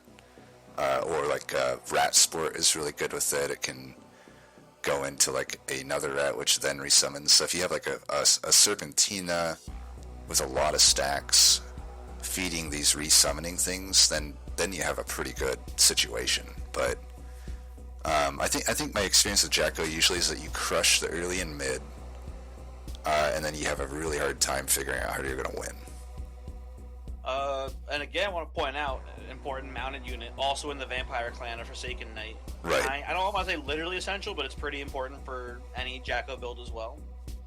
I go back and forth on that unit. It's starting to feel like a unit where I'm happy to promote into it, but if I buy it vanilla, it just feels so underwhelming to me. I don't know why, but I feel like every time I see Forsaken Knight, for some reason the game is like, oh cool, someone's playing Forsaken Knight, let's give him more. I get to upgrade him really quickly. I don't know what it is. Upgraded is definitely good, because then you don't need quite as many stats for it to pay off.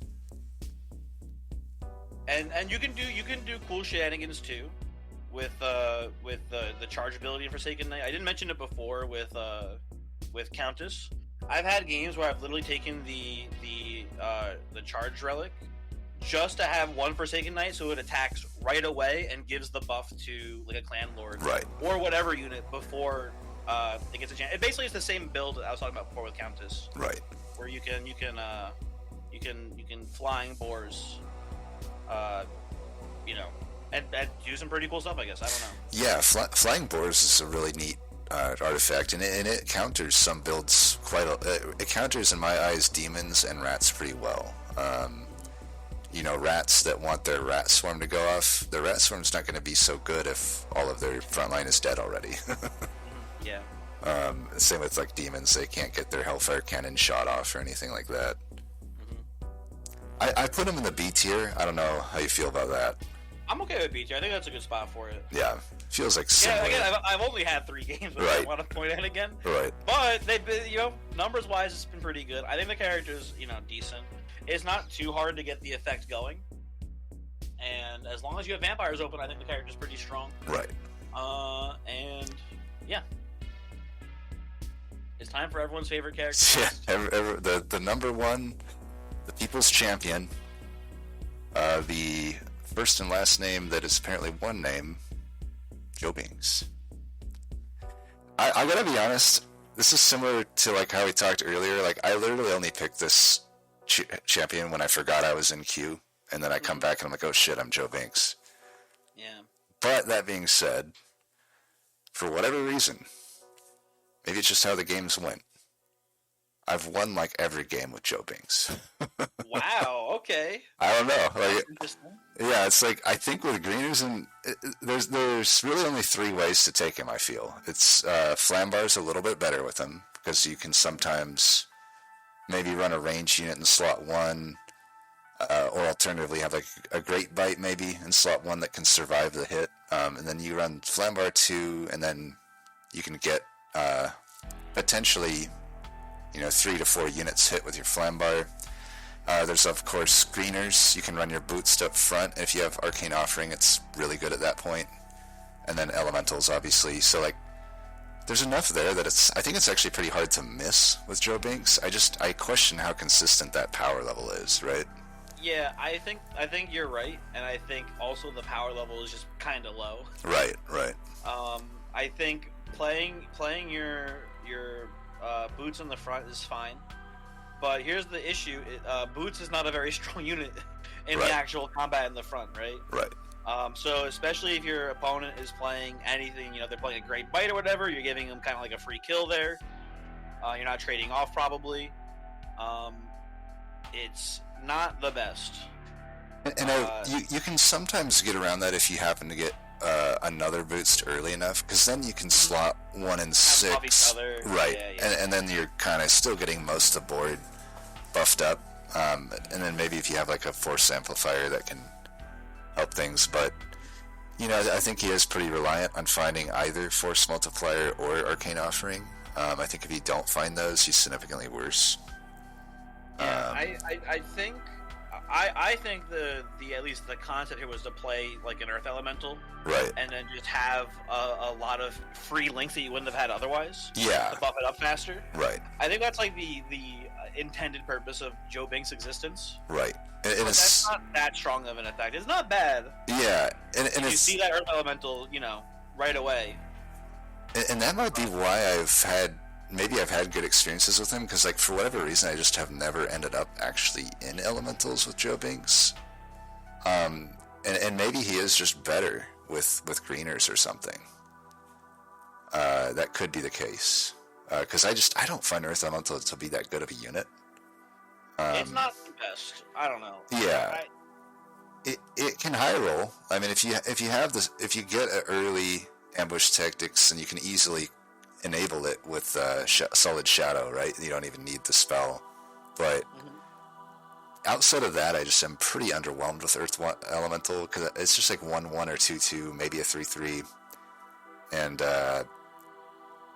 maybe it upgrades to 6/6, but that's just doing like it on one unit, whereas like the greeners do it to like everything.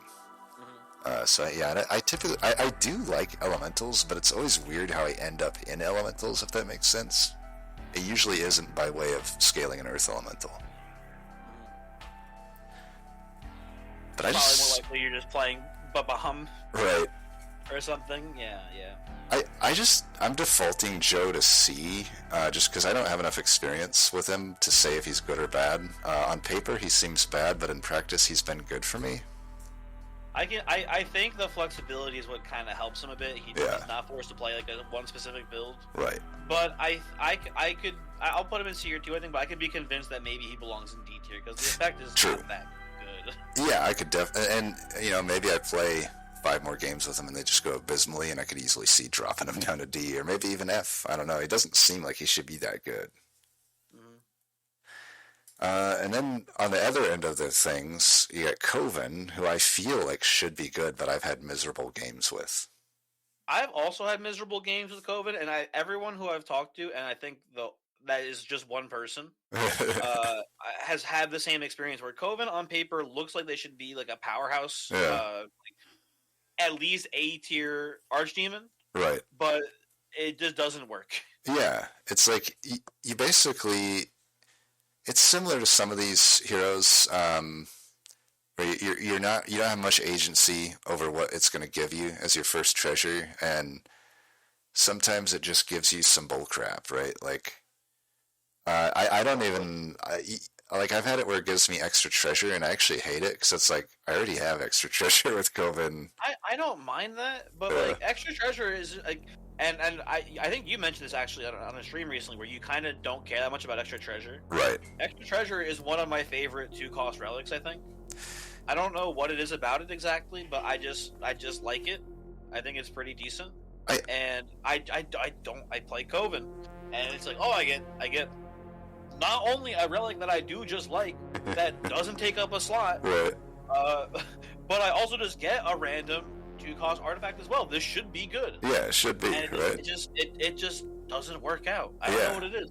Yeah, and I've even gotten good 2-costs sometimes, but it's just like, I don't know. Like, I feel like even when you high roll your 2-cost artifact, it's only on the level of a halfway decent Archdemon power, right? Like I to me the best 2-cost artifact is the fresh meat, just the 2 health to everything, and it's good, but it's just it grounds to level 1, right? Like it doesn't persist, and at the you'll eventually replace it, and at that point all you really have is that your hero power is just 1 extra choice at treasury. It's just pretty underwhelming, I feel. That's the weird thing, though, is I don't think that's underwhelming. I think that's actually pretty good, and I don't understand why I can't win with this piece of shit. That's the weird part. Like, I think it should be good, but it does not perform well. Right. I cannot deny that. Like, I think it's probably like I guess it's not the worst stats ever. Yeah. But it's not good for me. It's actually pretty bad. Like, I got 10 played, 4 top 4s. Yeah. Like, pretty much half my half of my top 4 rate. I don't understand why. That's about what I have too. It's like, and that's, by the way, my overall top 4 rate is like 92%. So to have Coven have a similar like top 4 rate for me to that, like, it just means like, I don't know. I almost want to put it in the F. I can't put it in the F. I'm gonna put it in D tier. I think it's a weird anomaly. I think like maybe there's like a coding issue. Right. They're like Coven, like, I don't know, gives you like 10% secret 10% higher odds of seeing like a 2-cost unit in the shop or something, and no one knows. Yeah. Like, I don't know what it is, but like there's something up. Right. Yeah, I think Coven must have been coded similar to like the rate of Coven being good is like the rate you find Hydrax when you actually want it. Something like that. I don't know. There's something fishy going on. There is. Maybe Coven is secretly a fish. Maybe. Now, I will say this. I have had bad Lars games. They exist. I still think I have to default them to S, though. I have only played Lars 3 times. I don't know why. I want Lars to show up so I can play with him more, because I've seen people do well with Lars. Yeah. Like Babam, like PogChamp. Disgusting. Love that guy. Yeah. Love that guy with Lars. But I have not won with Lars yet. I have top 4 all my Lars games. Yeah. All 3 of them. But I have not won with him yet. And I want to play with him more, and he just never shows up for me. So I don't know. I struggle to evaluate this character. I understand all of the like synergies with him. Right. Here's my question for you: being an unaligned character, right? Right. There are 2 things that I worry about being banned when I see Lars. I worry about Radicans being banned because they're like okay in the early game, and I worry about actually 3 things I guess. I worry about Radicans for the early game because they're fine. I worry about Wardens being banned from Manifest, and I worry about Coven being banned for Babam. And how critical would you say each of those factions are for Lars existing? I personally think Coven is the only critical one. I think Rat is pretty irrelevant to me. It's nice to have, but it's just not like a big hit to me one way or the other. I think probably the one thing you'll find me disagree with most is the impact of Warden. I think obviously the Manifest it's great to have, but to me I can miss on a Manifest and that doesn't kill my Lars game. What would kill me is to not have a Flambar or a Babam. To me, there's not much reason to play Lars if you're not going for Babam and Flambar. I think those are just the god tier Lars units. And I'd say Babam's even better now. I've noticed a new, now that they changed to Finale, you can, if you have the proper linking treasures, like an Ambush Tactics or an Arcane Offering, when you have 2 Babams linked to the same magical unit, it will do the double proc of both Babams, but it will not eat up an extra proc of your... So you can run 2 magical units that get double linked like that, and you'll get quadruple procs. That is neat. Yeah. But yeah, I don't know. It is nice to have that extra mana from Manifest, but I just don't think it's critical. I've missed on Manifest enough times and still cleaned up when finding Flambar and Babam that I think it's just a nice to have. It's just a nice snowball option, but if Coven is banned, I don't really want to play Lars. I don't even care if I could find a Mana Pest. Like, that'll be okay tempo, but I'm not playing Lars to be an early game tempo champ, right? I'm playing to win the game. Maybe the epitome of like one of the best examples of like weak early, strong late type deal. Right.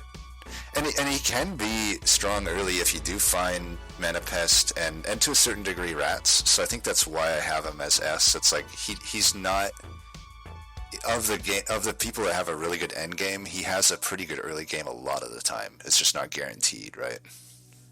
Also, not relevant, really, but one of the cooler skins in the game. We didn't mention it before, but I think Groundson has the coolest skin. Oh yeah, 100%. And then I think Mecha Lars is probably a solid second, or actually maybe tied with Bling Boss. Bling Boss pretty good. I do like the Santa Baron as well. Oh, yep, also a pretty good one. Brotusk has actually... Brotusk technically probably has the best skin. Oh, I forgot. Radical Wretch. Radical Wretch too. It's unfortunately the best skins are on like kind of some lame archdemons. Yeah. Lame in my opinion, at least. I'm sure. I cannot, in good conscience, put Lars in S tier for me personally because he has not performed well for me. But that's also he's a pretty high learning curve character. Right. There's a path of navigation that you kind of have to get under your belt with Lars. Yeah. So for my personal list, I'm putting him in A tier, but I understand that he can do crazy stuff. Yeah. And again, a character that might also be changed by the reintroduction of Blight. There were a lot of Blight characters that had like Yeah, so, Undead was great with Lars. Yeah, so we'll see what happens there when they come back. Right. Yeah, Undead. I think a few of these archdemons actually will benefit from Undead coming back. Scarlet Huntress, but we'll get to her later. Maybe Fallen One too. Who knows? Yeah, maybe. Yeah. Malarkey. This is one I have not really played much. Fucking hate this guy. Yeah, I don't like facing him. It feels bad to lose my whole backline. Yeah, here's my problem with Malarkey. Best case scenario, right? You get a good hit with your first unit that has overwhelming. Like it kills 2 backline units. Right. Ability's gone now. It doesn't exist anymore. Right. Because once there's only 1 backline unit left, there's nothing extra to hit. Right. It doesn't double up on the same unit. Exactly. So I don't like Malarkey that much. I think the ability is cool. Yeah. When it does work, but it's a big I guess if there. Right. Or a big when. Right. And I don't know. It's a weird one. It's I guess the concept here is that you're supposed to play Underguardsman. Right. Or Bloodsucker. Or Bloodsuckers too. But I think you're supposed to play like I forget what the character's ability used to do. Wasn't it like extra damage from rituals was doubled? So it was it was a really cool ability. It actually used to be one of my favorite archdemons. So it was that, like your extra damage scaled with your archdemon level. So, if I'm level 2, I'll do an extra 2 damage on all my extra damage. But then it also applies to the rituals, and it also applies to the artifacts, so like owlbear traps. Interesting. And then also, if you have a Lava Toad on board, that also adds to it. So Lava Toad actually had something it was good with. And it was actually pretty hilarious, because you could literally Eruption if you had a good enough setup, and just delete their entire board. That is neat. But I get why maybe people didn't like that. Yeah, little high. That's also just high variance, right? Right, so like right. A, find an Eruption. B, probably find a primer before the Eruption. That seems like not a great maybe it's cool when it does work, but not an overall good design. Right. I still don't like Malarkey that much because again, it's a little boring. Yeah, and sometimes you're just playing against Guardian Zoe and your Underguardsman hits the barrier unit. Right, yeah. You get stuffed. There goes my entire ability down the drain. Yep. So it's weird. And I've only played this version of him maybe once or twice, so it's hard for me to know for sure. I will say the times I played him, he technically felt pretty strong, but I don't know. There's only the 2 units early that benefit from Overkill, and then beyond that, there's only Kraken Hunter at the 6 cost, and then the Overcharged Axe treasure, and there's nothing else in the game that does overkill. So it's like, it's pretty limited in what you can do with it. And yeah, if you hit it, it's powerful, and you probably will find an Underguardsman or a Bloodsucker, and you probably will get some double procs out of it. So I think it is baseline C for me, potentially higher. I just haven't played enough to in good faith rank it higher. But it is, yeah, I don't know. It does force you into a certain way of playing. I like him at C personally. I think that's fine. Yeah. I would think, I feel like there should be some sort of synergy that interacts with Siege as well. Oh, I don't know what. I don't know what to do with that. Right. You can't really say like Siege hits another unit because it already hits both units it can hit, I guess. So I don't know. Maybe Siege goes to the whole floor or something. Yeah, I don't know. I don't know what. The whole row, maybe. That would be cool. That would be cool. Siege hit the entire row. Right. That would be actually neat. But then it has even more limited application because there's even fewer Siege units than there are Overwhelm units. Right. It's like the same. Yeah. I don't know. Maybe it turns Overwhelm into Siege. Right. I don't know. That could be interesting. Maybe they get both. That could be maybe interesting. Maybe all Overwhelm units get Siege. I Right. don't know. Right. Or maybe slot 1 gets Siege or something. I don't know. But I don't love it in its current iteration. Yeah. It's not an interesting character to me anymore. I think it isn't. It's supposed to be kind of this jester character, and I feel like doing stupid stuff with the spells and whatnot fit the character a bit more. But I can also see how it's like not very interactive to play against. I got a way better design actually. Now you mentioned being a jester. Check this out, right? Every ritual you cast rearranges one of your opponent's slots. That'd be pretty cool. That'd be really neat, right? And you're just constantly shuffling around your opponent's board at the start of the combat because you played 3 spells. I think that'd be awesome. We gotta run that one by Jez. I feel like it'd be a nightmare to play against, though. It seems like the least fun character to play against. maybe that's his theme. He just always needs to be a misery to play against. The Shaco. It's like the Shaco, basically. Yeah. So Morg is one I've gone back and forth on. I currently feel like maybe between B and A is where I have him. I think Morg's pretty good. Yeah. I think Morg is my only character where I've won a game without losing a combat. Oh. It was pretty good. It was pretty fun. I don't think that's necessarily indicative of Morg, but I think he's pretty good. Right. I think in a similar vein to like, you know, the other characters that start strong early, he's got a pretty strong start. Right. Especially if greeners are open. Oh yeah, Sprout's right, great with him. Yeah, Combat 2 upgraded Sprout is always fun. 10 health. 10 health and attack. Yeah, it's pretty cool. But like, you know, it's also a pretty RNG dependent character. You could. Right. I've had plenty of games where I have not upgraded a character into like 3.1. Right. And those games feel horrible.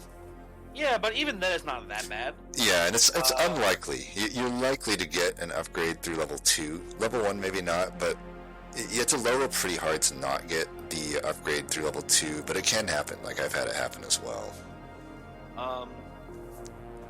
You know, once you get like 1 or 2 units upgraded in the early game, it's pretty smooth sailing until like level 4 and 5 usually. Right. And again, it's a very flexible character. You can play this with literally any comp. There's no restrictions. So right. You know, you kind of play what you get. Yeah. And play what you get, and hopefully you win. Right, and it helps a lot of comps too. Like you could play Rats and never have found Brew, but you basically got a Brew out of your hero power, and you can still get Swarm and probably be fine. Same thing with like Demons. You can miss a few turns of scaling due to shenanigans and overcome them with your upgraded stats. I think I'm down for A, especially, you know, it is worth noting that you know, you had your perfect game with it. That it's one of those Archdemons that kind of has that capability, right? If you can get good early, you're going to win all your fights, and you'll just probably steamroll the whole way through. Yeah, I agree. I think Morg is pretty strong. Yeah. But there is low roll potential for sure with just not getting any. Like the game just doesn't cooperate and it just doesn't give you units you want. Right, and then it's like there is a certain point where it's like, yeah, I got 6/6 of stats, but if it was level 3 and beyond was the only time I got it, might not be that good, right? Yeah. Speaking of swingy, or swings of RNG, Orbis. Yeah, I don't like this guy. Me neither. He's a weirdo. Yeah. I like the buff to him where the charges are stored. Yeah. I hated being forced to cast a spell whenever he leveled up. Yeah. Exactly. That was a nightmare. Yeah. It was a good change to the character for sure. I don't think the character is good though. I agree. Yeah. It's just this weird thing because it's like, and for it's probably worth mentioning there are a lot of people that really like Orbis, right? I've never been really convinced of the arguments that I hear for him, though. It's like, I get it. I get that the high roll is there, but when in those low roll games where you're not finding promotion, none of you are promoting into a garbage unit sometimes. Yeah, that happens too. I've had so many games where I've turned an upgraded Sprout into an upgraded Void Blade, and I'm shit, what is up my head with this guy now? You somehow downgrade it. Like I could argue an upgraded Sprout is almost better than an upgraded Void Blade. Yeah, it's messed up. Yeah, and there's a lot of misses too. Like I'd say even like the Steel Tooth can be a bad one because there's like low base stats. It doesn't benefit anything other than rats. You kind of have to now pivot to rats, and it's not even that powerful to do that. Fanatic is another one that's a miss. But even in the games where you don't even find the promotion, which happens often enough, then I just feel so underwhelmed with what this Archdemon is going to give me, right? Like in a tough lobby, I need something out of my Archdemon throughout level 2, 3, and 4, and if the best I can get from it is a double cast on a Forgotten Armor or like a Gnawing Feeling, maybe Gnawing Feeling is like the best thing you can do. I guess that's okay, but it just is not powerful in my opinion. It's weird. Yeah. It's it's better than Inferno, I would say. Oh yeah, definitely better than Inferno. To me, it's like the same concept of Inferno, but it is better. More control over it. Yeah, kind of. More control. And I will say, if the lobby's weak, he's pretty good. Because then you get the ability to survive till late game, and even if you miss on your promotions, now you can start cashing in on those rituals you stored up for these level 5 rituals, which become pretty good to double cast, like Enchanted Clay. Technically, Enchanted Clay you could cast before then, but you'd probably be wanting to put it on a Lava Golem. And then also, like, just like Old Wand is okay to double cast, just get 20 damage out of it is fine. I mean, I will say this, it can be fun to play Orbis, I do get it, it's just very miserable often. If you're trying to not lose 80 points on your rank. Exactly.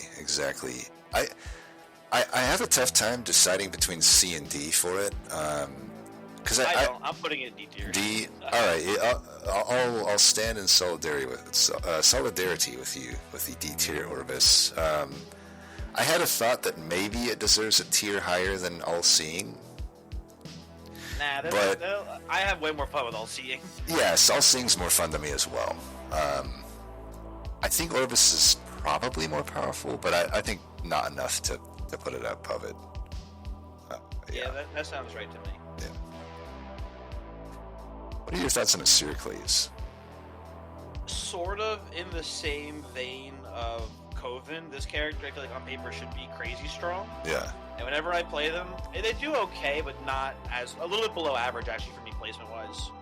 So I don't know what the issue is. I might just be playing them wrong. I feel like I do try to force end the builds with them because I'm like, oh, the character attacks first and gives it a big damage boost. I should play all of the dullish I ever see. Right. Or whatever. And I think that's me just playing it poorly. and not being more open. The character, like a lot of the better characters in the game, is pretty open in what you can play. Yeah. So I think that's more of a me issue. I think they're probably like an A tier character.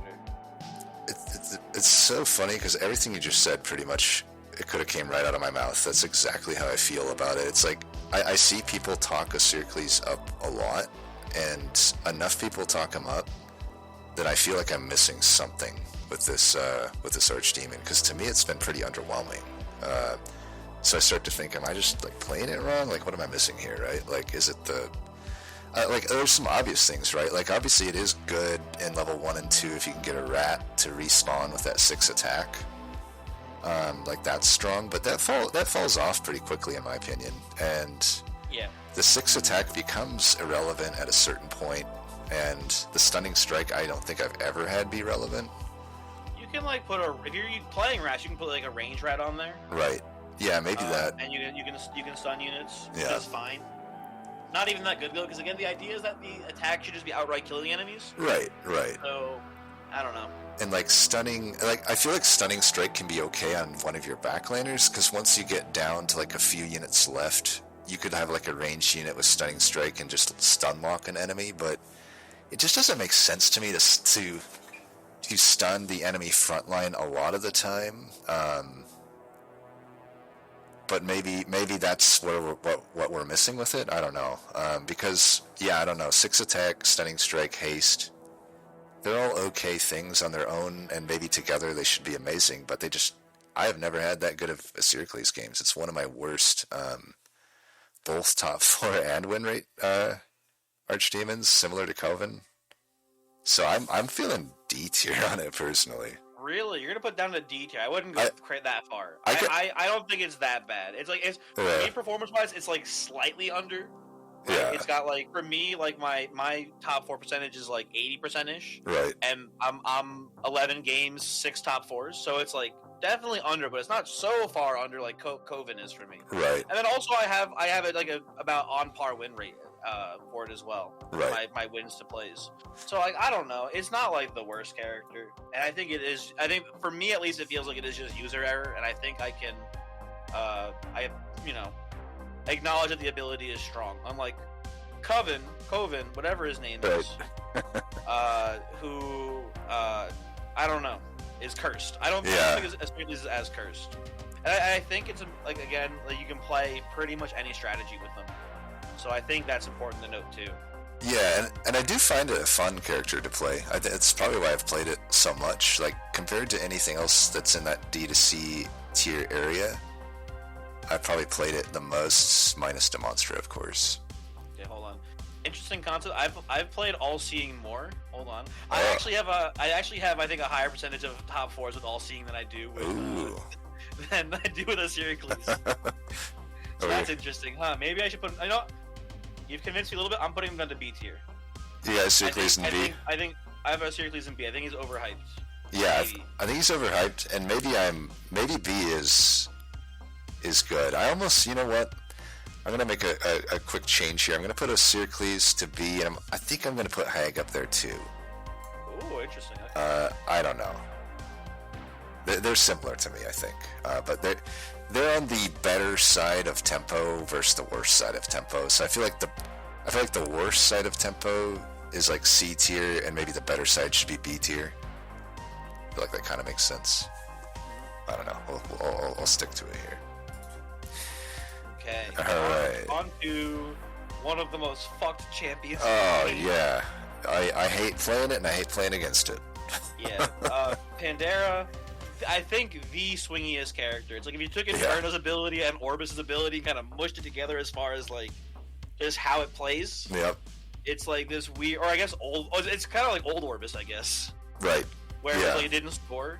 Right. So it was just, oh man, I don't know. I guess it kind of. It technically, you can technically just not buy a unit. You can not buy a unit of this. Yeah. Which I've seen people do. I've done it before. I've had specifically times where I've tried to like. For example, upgraded Grek is pretty cool with like, you know, you have a Grek that has 2 Pandera abilities. It's pretty cool. Right. So I've definitely had times where I've had like, you know, a Grek with a Pandera ability, and I just frozen my shop, and then like just waited till I had enough money, or just rerolled my shop until I saw Grek, and then froze it, and then the next round bought it. And I think Grek is probably the best Pandora unit in general. It's one that you can take early, and 3 of the 4 things are pretty good for it, right? As long as you don't get Stunning Strike, you got something pretty good for it. And I don't think Hidden's that good for it. It's fine, I guess. It's definitely worse. You don't have to worry about it getting assassinated before it can attack. Right. It's something at least. It's not a miss, I would say. That is, I think, the crux of what we're about to really talk about here when it comes to Pandora. 2 of the abilities are very strong and almost always good. Yep. And 2 of the abilities are almost always bad. Oh yeah. Hidden, not always bad. But there are units that you don't want to be hidden as well. That's the problem with it. Yeah, it's like Hidden is technically probably better than Stunning Strike, except a lot of times when you buy a unit, you're thinking of the lines of, I want to get range on this, I want to get siege on it. I do not want to get stealth on this unit, right? Like, there's just some units you don't want it on. Or you might have, like, a Flambar or something. I don't know why you're putting your Pandora upgrades on Flambar, but you're like, you don't want this to be stealth. Or you might accidentally buy it, too. There's a big error factor, too, with Pandora. It's not really in your face that you've leveled up and this unit is about to get something. Maybe they could make that quality of life improvement. Oh, the Orbis counters, kind of? Right, like... Maybe they have a visual indicator showing you that you have, like, a Pandora buff? Yeah, maybe just, like, have all the shop glow red or something, or green or something, I don't know. I also don't know. I hate Pandora. I've had too many... And it's important to acknowledge that Pandora can just get crazy high rolls. Right. I've seen Grex just murdered. Yep. I've seen ranged siege Grex kill an entire backline in a single attack. Oh yeah, Grek just wrecks. Like if you get a siege Grek, you've already gotten your value. So it's like, maybe 25%. And range is good. I do think though that siege for Grek is like the best hit. Yeah, it just kind of wrecks. It is something that the enemy can kind of play around in the one-on-one, but definitely it'll catch you by surprise if you don't know it's coming. Do you know if it's still... I think there's like a bug where when you promote a unit, it counts as purchasing and also can trigger Pandora's buffs. Well, I think that's intended. You think that's intended? Yeah, so you can use that to your advantage to kind of stack the buffs. So if you already have one of them, and you promote a hidden stunning strike right. And then you guarantee it, right? you can promote it and get a ranged stunning strike, hidden void bleed. Right. And I think that's my problem with it. Though, is like we kind of outlined it's very similar to Inferna and Orvis, but it kind of takes that RNG up a degree, where it's like you kind of need to find promotions first of all. So you already low roll if you don't find them. You need to find a good unit in the shop. Ideally of the next level, so you often can't even lock it, right, going into the next level. And then on top of all that, you have to actually hit on the actual Pandora thing that you just don't know is coming. It might be nice if it was like Tetris, where you just kind of, it gave you an idea of what's going to come up, like, hey, that would be cool. That would be cool. Like maybe like Pandora's portrait, she's like winking. Right. And then you're like, oh, it's gonna be a siege upgrade next. Or whatever. Or maybe just have it be like a cycle. Like level 1 is a guarantee, or level 2 is like a guaranteed stunning strike. Level 3 guaranteed this or whatever. Right. So you can actually plan it out more. Right. Exactly. That'd be kind of interesting. I think what it comes down to is how much Pandora warps your actual play route, right? Where you have like these turns where you're doom rolling to try to find your Grek to get the Pandora buff, right? Or whatever unit you're doing, right? And like Orbis used to be that way too, right? With the charges, but now that's been fixed, right? And Inferna, you don't have to worry about that because you just see the unit. You don't get to re-roll it. Yeah, you can make your decision right there, And that's the problem too. It's like it's tough to figure out what is the correct way to play Pandora. Because in a tough lobby, you just can't really afford to roll in those early levels. Later on you can, but you're just gonna bleed so much. And then say you do doom roll, you find the good unit, you miss anyway, and you get stunning strike, and it's just like game over. Or you do doom roll, you find the siege, you get an upgraded Grek with siege, but you spent like 1.5 rounds getting this Grek. Right. And playing down several units. the opponent's Groundson survives the Grek hit. Yep. Right? Like even when things go right, they can still go wrong with Pandera, I guess is the issue. Yeah, and when things go wrong, they go wrong real bad real quick. And I've even had games where I'll high roll into like a Mana Guardian ranged, and I still bottom 4. It's like you kind of have to keep hitting. It's like just one unit sometimes isn't good enough. So I don't know.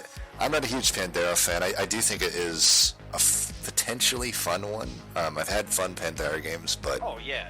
Like when you get that crazy Grek, it's sick. Yeah, it's great. Yeah, it's great. When Grek wipes out an entire line, it's really cool. Yeah, and I can get why people would like him, but when I think for me, when I'm just grinding ladder and I'm on like a tilt streak, Pandera does not help my case. That unit will send me into like Super Saiyan tilt level 2 or whatever, something along those lines. I put him in D tier. What do you think about that? I think it's fine. I think that's fine. I can see someone loving the character and putting it higher. Yeah. I can see someone putting it in F tier like me right now. But I think I'll put it in. I think D tier is a fair place. Yeah. Because it is important to know how bonkers the high rolls can be with them. Right.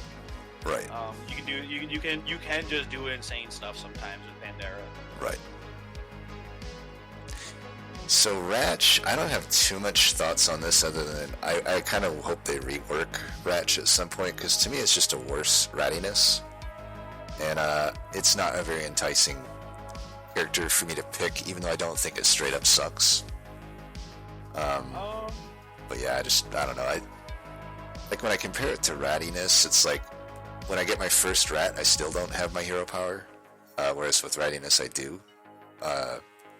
So I need at least 2 rats to even get anything out of it, and even then, it's still like 1 attack.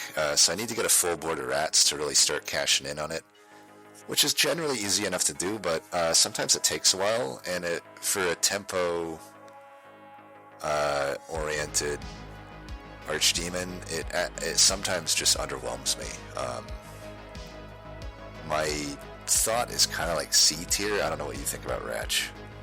I think Ratch is good enough to be in B tier, because I think both of the rat characters, I think the secret hidden buff of being either both Ratch or rattiness is that it signals to all other Archdemons in your lobby, all the players in your lobby, that there is going to be at least 1 rat player, so you will be competed for if you also want to play rats. Right, might scare them off of it. I think that's an important thing, right? And I think no matter what you do with either Ratch or rattiness, I think it's pretty hard to not make top 4 with them both. Yeah. Is my thinking here.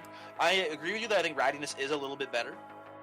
But I think that they're both solid enough to be in the B tier, with like one maybe being a little bit higher than the other. Right. I think I can get on board with that. I think if I have Hag in the B tier, then Rat should probably be in the B tier as well. Mm-hmm. I think it is on the better side of tempo.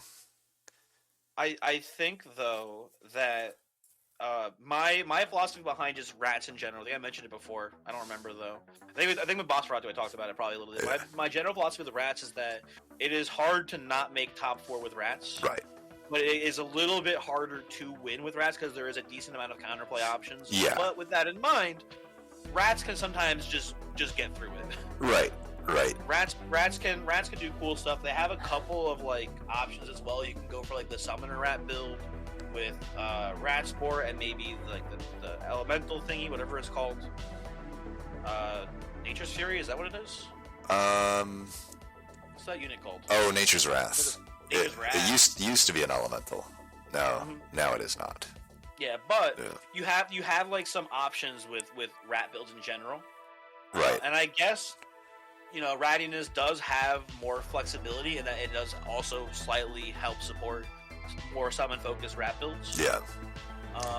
And that in mind, it technically works with non-rats as well. Yeah, it's all small units. So your early game can also be buffed. You pick up like an early sprout or two because you're not seeing rats. Right. You can they get buffed by the rattiness as well. Right. There's cool stuff there, and I think rattiness is better, but I think they're both pretty close in power level because they're both doing pretty much the same strategy. One just maybe implements it slightly better. Yeah. I think I'm looking at right now. I think I have Rattiness A and Ratch B. What do you think about that? I put them both in B, honestly. Both I don't in B? think. I mean, if you want to put Rattiness in A tier, I think actually Rats performed really well at the tournament too, didn't they? They did and they didn't. They definitely. I thought almost all builds were represented actually quite well in the tournament, which was kind of cool to see. I think that definitely, I think the final winning build was Rats, and I think it was a Rat mirror match, if I recall correctly. But it wasn't like every round was Rats necessarily. No, yeah, but I think maybe I'm too low on Rattiness. I don't know, but I think for now I like them both in B tier. Yeah. I will probably have Rattiness at the bottom of A just because I'm looking at the B tier right now, and I feel like Rattiness has just a little bit more gas. But yeah, probably maybe A minus, we'll say, for Rattiness. And then arguably another rat hero, Radskull. Yeah, Radskull. I will say one thing real quick about Rascal. Look at what they did to my boy. I know. I want the old one back. I do like old Rascal a lot. One of the coolest abilities in the game, I think. Yeah. Previous Rascal, and arguably one of the strongest abilities in the game. Right. Previously, so I understand the change. However, I think the new Rascal is much weaker than the old Rascal, and I think overall pretty middling. Yeah.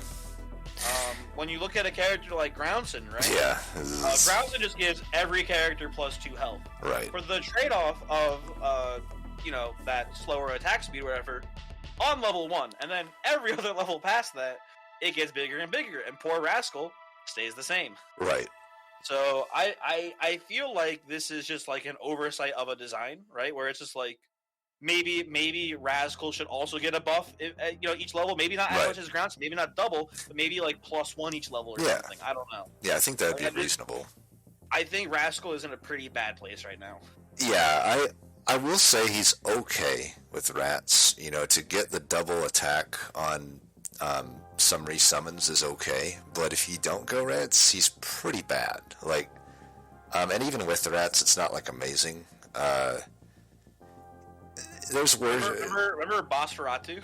Yeah, exactly. Remember that guy? He's unbelievably stronger than Rascal. Oh yeah, just objectively. There's probably a few I'd rather play or a few that I would still play Ratskull over, but maybe D. What do you think about D tier? It's like either bottom or C or like top of D. I don't know. Yeah, that's what I was thinking. It's definitely not more, let's put it this way, it's not more fun than All-Seeing, so let's put it right after All-Seeing, but ahead of Gordo just on principle. Maybe Gordo shouldn't be D. Should we move Gordo to C? I like him in D tier. Let's keep he deserves a D. Fuck Gordo. Raqua, that's another one I learned the pronunciation of, is Raqua. Raqua, okay. A mix between rock and aqua. Weird Archdemon. Yeah. I think the ability is cool, and I wouldn't want it changed. Yeah. I do well with them enough, I guess. Yeah.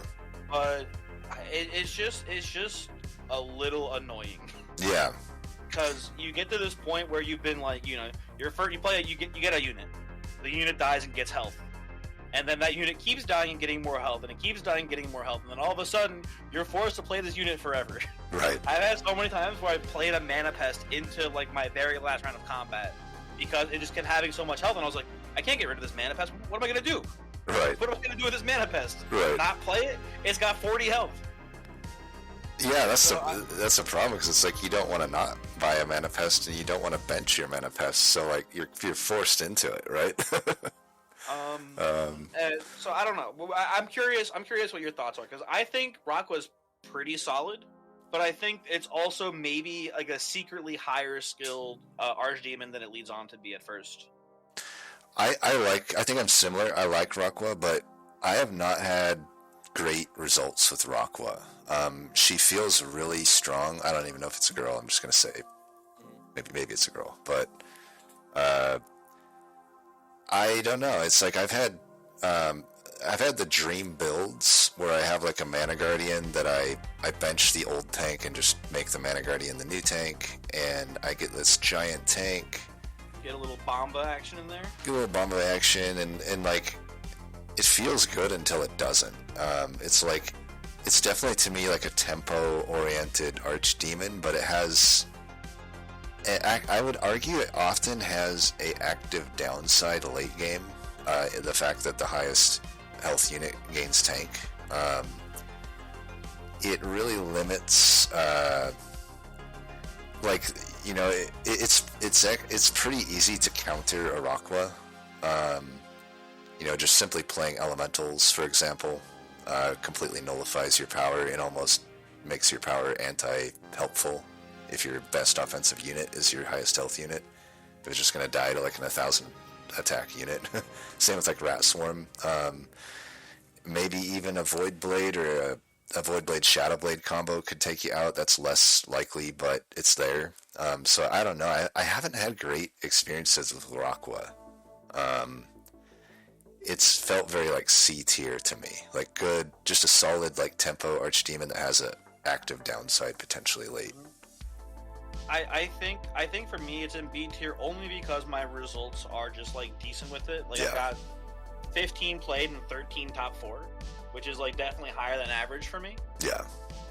So I don't know. I think that the character is strong if played correctly. I think is sort of the idea. Yeah. You have to figure out when the exact correct time is to bench that unit. Also, kind of cool that the ability is not just a specific unit. It's all tanks get it. So if you have like a Bustation, Bustation loves this. But if it's just weird. Right. It is cool to have that extra thing. Also, like the tank artifact, the one where slot 4 tank. And the tank spell as well. Oh yep, tank spell. Cool, yeah. Yep. There's cool synergies with it. I think it's a really cool Archdemon, so I'll put it. I think I'll agree with you and put it in B. It's an interesting one, which makes me play it a lot, right? Like I still pick it a lot. I think it's a pretty well designed Archdemon. And I actually think the next one is as well. I think she's in a rough spot right now. The Scarlet Huntress. You mentioned before about specifically undead units with Scarlet Huntress. Right. I never played Blight units because I did not like them. So when they existed. So I would say it's not necessarily the Blight units that benefit from her. It's more there's 2 units in particular that were really good for Huntress. That was Djinn. That was the one that kind of gave attack and health or Blight kind of flip-flopping. So that was just really nice to get those guaranteed stats. It allowed you to not always have to do some sort of range unit backline, and you had some flexibility to run melee. But also the Headhunter was just such a good unit as well. You could flexibly... That's the one that summoned like the dead... dogs. The dead dogs, yeah. And you could put that slot 5 or frontline, either one could work, and it just gave you a lot of flexibility with protecting a ranged slot 5 or slot 7. So I think that with Undead, if they come back and they have those units more or less in that form, I do like her a lot more. But to me, the current state of the game kind of has her best clan permaband. That being said, I still do okay with her. I think it's just because I've played her so much pre-beta. I kind of feel like C or D. I do think she's pretty bad, though. Like, I don't... even though I've been doing well with her, it doesn't feel good when I'm playing her. I agree with you. I think that Scarlet Huntress is pretty bad. I think the reason for that is just a general lack of range units. Right. I think if there were more range units, she would be better. Right. Serpentina losing range. Oh, yeah, definitely. Is a pretty big deal. One of the best range units in the game, Archros, doesn't even like her because, who cares if your Archros is attacking? You don't care. You you want Artros's units being buffed to attack first. Right. So it's like counterintuitive there. Right. I don't know. I think I've played rats with hunters before. That's gone pretty well because you can get they're okay. Attack. Yeah. You can get the auxiliary rats to attack first. Right. Much worse, I guess, now that the auxiliary rats, or not even much worse, but now that the auxiliary rats don't summon around. Right. It's kind of I used to be able to get away with like playing like 2 or 3 of them. Yeah, I think it was a pretty big nerf. Yeah. That unit I think went from really good to like just okay. Mm-hmm. So I don't know what you even do with Scarlet Huntress anymore. I feel like at this point. Yeah. I can do shenanigans though.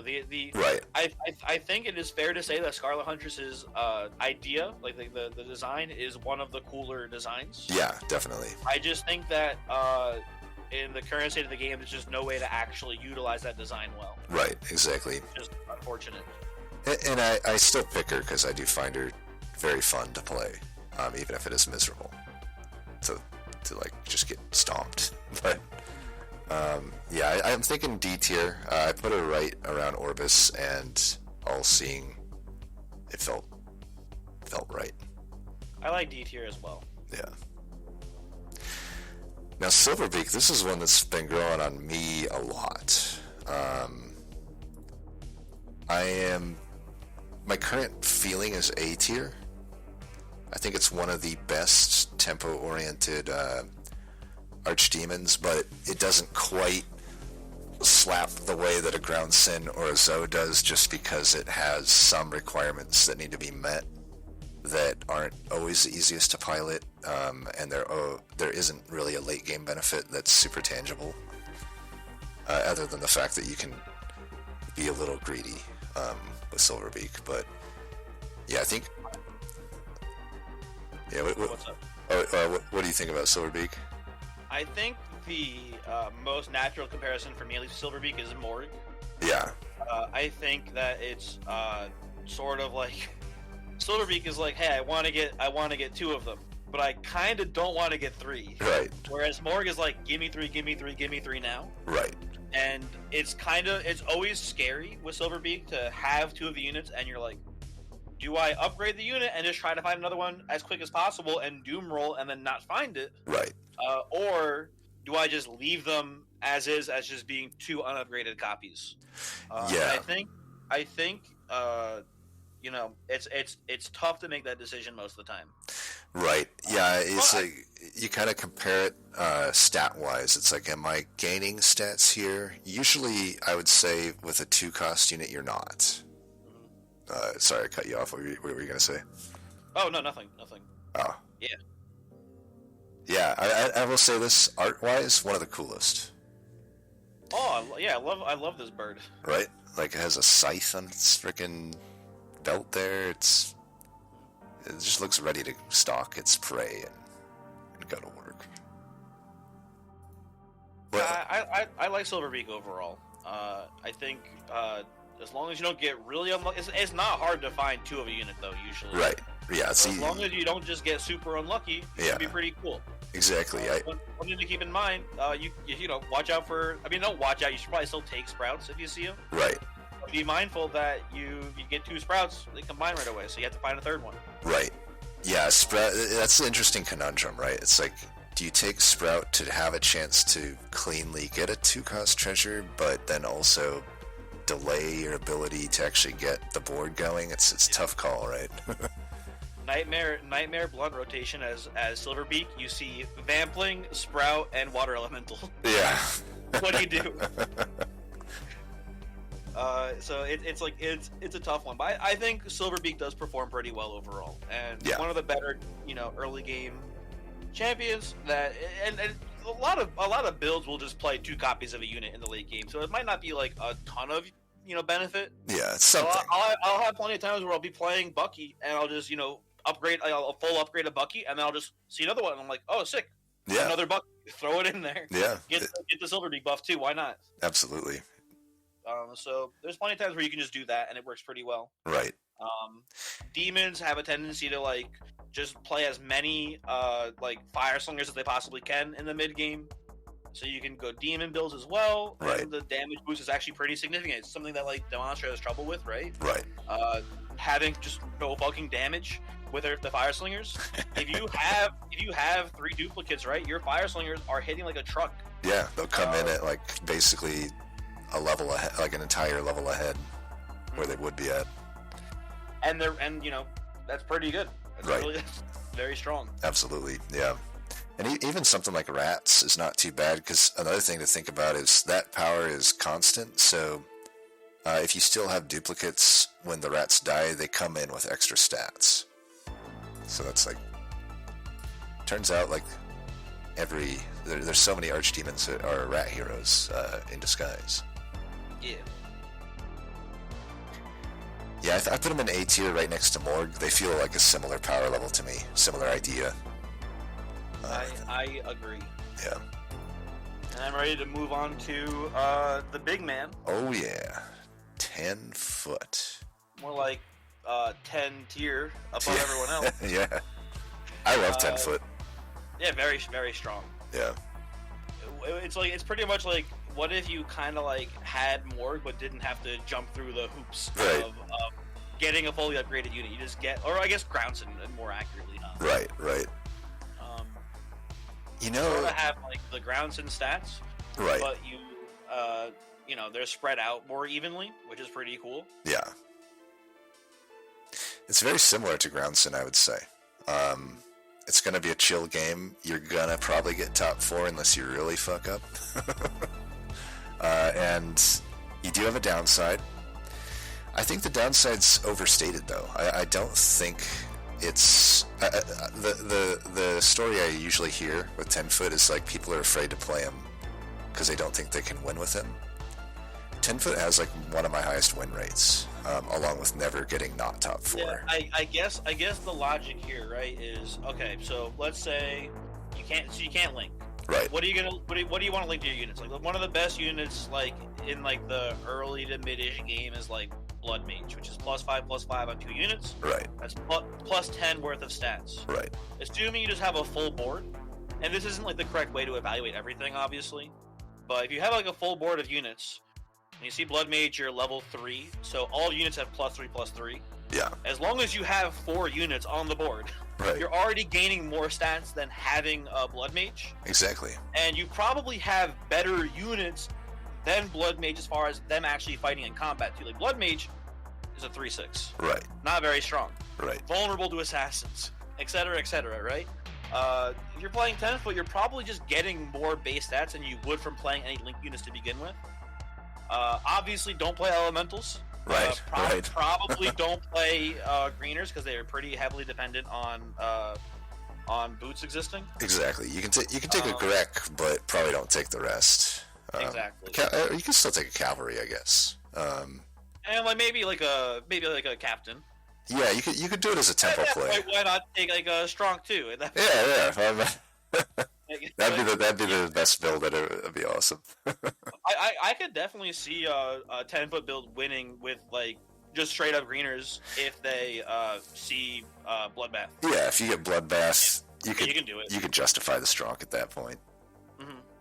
But don't actually try to do that. It's not a good strategy. Yeah. The point being, though, is that the 10-foot is very obviously not the literal most flexible, because, again, you can't play Elementals. You just can't do it. Right. And you probably shouldn't play Greeners. Probably not playing many Coven units as well at that point. Right. Yeah, Coven's not going to work out. Yeah, but... And the promotions are definitely iffy with 10 foot because of those. There's a plethora of misses, right? Like deep leech. Yeah, but just keep promoting them. Whatever. Don't worry about it. Right, exactly. And sometimes you just have to live with the miss. I still say you shoot your shot. Like, promote's too powerful to not cast. Really, the main downside to me is just Hellfire Knight. That's the only gigantic loss, in my opinion, with 10 foot. But demons are good with 10 foot, so it's not that big of a loss. And like Babam too. Right, yeah. Babam's a big one. Yeah. Yeah. But yeah, I think 10 foot's great. I'm putting 10 foot just below Guardian Zoe, I think, in the S tier.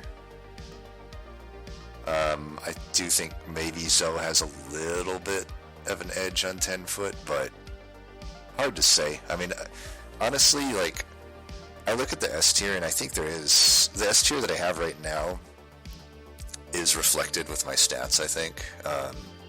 All of them they almost always get top 4, and they have a high win rate. I think it just embodies what the S tier would be. And 10 foot's definitely right there.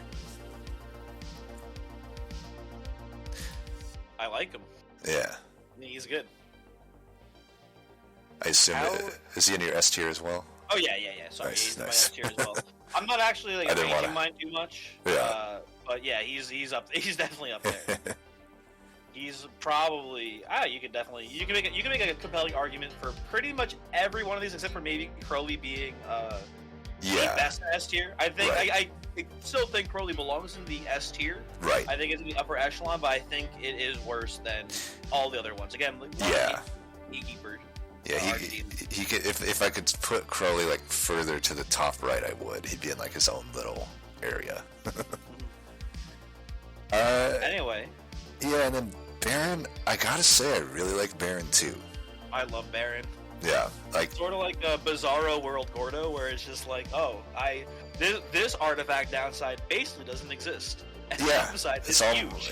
In a lot of ways, it's an upside because honestly, I don't think you miss out too much by not having 7-cost artifacts. Like there are a couple of specific builds that do like 7-cost artifacts. Right. Like, summoning builds love the +20/+20 on summons. Yep. Right. Obviously, a lot of builds don't hate Madness. Madness can be pretty strong in a lot of builds. Right. Those are the two. There's a lot of builds that like the artifacts just suck for. Like even like a Spellslinger build doesn't care that much about the spells costing 0. Yeah. I would take the Portal Relic over that one pretty much every time. Absolutely, yeah. The ability to cast extra rituals is way better. That one is just... they should be switched, I feel like. Yeah, I agree. There's just... And even then, like, I wouldn't like it that much. I know. I wouldn't take it as a 6 a lot of the time. It's just weird. A lot of the 7-cost relics are weird, and a lot of the 6-cost relics are game-winning. Right. And that's like the thing too, is that they're not very specific. Usually, like I guess the Bloodbath is very specific, but it also wins the game. Yeah. Storm wins the game. Absolutely. The helmet. Helmet of the Abyss. It's not specific, and it can also just win the game no matter what build you're playing. Yeah, so many stats. It's so hard to miss the 6-cost relics. Right. And getting a chance to start finding them like 3 rounds before anyone else is just insane. Absolutely, and you're even more likely to be ahead on experience since everything's just across the board. It's cheaper for you to get artifacts, and you can at level 2 you can start searching for the 3-cost units, which would then get you the evolution. So you could be getting that within level 2 even if you high roll. Yeah, good enough. I think maybe I'm overranking it a little bit, but Baron goes to S tier for me as well. I don't think you're overranking it. I think it is S tier. I think I put it above Crowley, but maybe behind the others. Mm-hmm. I think that's fair. That's very fair. And it is important to note that you can just miss. That's definitely. It is unfortunate that sometimes the Baron doesn't work, but pretty much the only build that doesn't really care about relics that much is like the Mana Guardian build, right? The Mana Guardian, the bomb build type stuff. Right. Pretty much every build likes relics, so seeing them like 3 rounds sooner is very cool and good. Absolutely, yeah, and and it just gives you direction a lot of the time. It's like if on level 2 it's already offering me Potent Brew, it's pretty easy just to say, oh, I'm gonna go rats, right? Yeah. Like it's so strong with rats because, and here's like the secret for rats specifically. There's only one 4-cost rat you usually care about, right? The Magicus. So if there's other rat players, it can be sometimes very heavily competed for to find that 4-cost unit. Right. So you oftentimes, at least for me, I'll oftentimes just buy random 4-cost units to try to promote them. Right. Not promote them, to upgrade them to get Potent Brew. Right. Whereas with Baron, I can just buy the 2 different 3-cost rats. Absolutely. Auxiliary rat and stick rat. Yep. Being able to see Potent Brew earlier than anyone else could even find it, and then B, having 2 different units that actually care about buying in order to find it, right? Like it's just insane for rats. It's insane for I guess it's not as powerful for other builds, but it's always going to be good no matter what build you're playing, pretty much. Right. Very strong. Yeah, I love Baron. That's such a fun Archdemon. It's so consistently good. Oh, Sprout. Sprout. Like you just yell 2 sprouts, boom, get a 3-cost relic right away. And I'll usually just take something like an Albert Traps just to secure the early game. Like I don't even need to take too greedy of stuff, right? Yeah. Batabat. Real quick note: why do we have Batabat on this tier list twice? I don't know. Maybe I'll choose the one on the right. That one seems to fit the visual style here more. The larger one. Gotcha. Okay. Either that, or there's the hidden Batabat that we don't know about. Yeah, maybe there's a third one somewhere. Yeah, secret character. Anyway. It's okay. I'll be honest, I don't get this guy. Yeah. Same issue that I have with Bullhead, where it's like just beasts are not that supported. Right. It's the same thing with Batabat. There's a ton of beasts, so the ability is relevant, but like it's just like I don't want to play this. Like it's just like it's not that fun because it's just not well supported. Yeah, it used to be a lot more powerful. Because it would apply to every beast, so it's just like a super good economy. Archdemon, and you didn't even necessarily. I think the thing with Batabat is you don't necessarily want to just do a beast build, but it's more of just kind of a. I basically get a free mana every turn. It's like there isn't much. My problem with Batabat is currently there isn't much of a ceiling. The floor is decent, though I will say there are some turns you just don't see a beast in your shop, so that kind of sucks. I think he's pretty okay, though, as a tempo Archdemon. You're likely going to have a pretty good early game, considering there's so many beasts in the first 2 levels. But then, I don't know, other than Gecko, there's no beasts throughout level 3. You start to get some more beasts again, but they're not things you typically want to build around. Like, in my eyes, you want to avoid building around Werebeast if you can. It's not an unusable unit. There are times it's okay, but I don't know. I have not found consistency there, so it is kind of tough to figure out what you're supposed to do with Batabat a lot of the time, right? What I'll say about I think Werebeast can be usable, but you're not playing Werebeast because it's a beast. Right. With the exception of, I guess, being a really end-focused build with like Great Bite, and then Werebeast, and then a bunch of other Atlanteans, and then Hydrax again. Right. Right. I guess it is a beast, so it gets the Hydrax boost. But that is the only time it's ever even close to being relevant. Right. I guess Batabat might make it cost 1 less sometimes. Yeah. Cool. Yeah, and it's like I guess you could just buy them for the. It's technically like a better chance to get a treasure that you're getting basically another free roll at it, but I don't think it's gigantically good. I will say though, it kind of feels C tier-ish to me. Just because those first beasts are pretty good, and being able to buy them gets you pretty ahead early, typically in the first 2 levels. My problem with Batabat is that it does feel kind of like a worse Crowley. It is definitely a worse Crowley. Because in the very early games, you always have magic to buy. Right. It might not always be relevant, right? There might be the Arcane Excess or whatever it's called, right? Yeah. There's some misses there for sure, but there's always a spell you can cast. Right. Right. Versus Batabat, where like literal first round, you might see a beast, right? Right. But it doesn't even matter that it's reduced the cost by 1. I guess with the exception, you can buy the spell then that round 2, I guess, if you do hit beast round 1. Right. Right, but you can't get like 2 beasts round 1. Round 2, you can get an extra unit if you see a beast then. Right.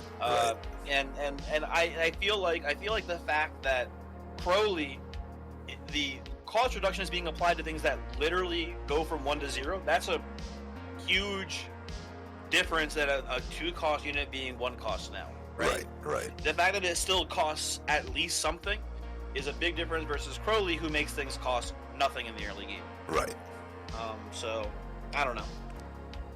Yeah, I'm down for C tier. I think that makes sense for it. Yeah. And I hope that one day this weird bat demon man.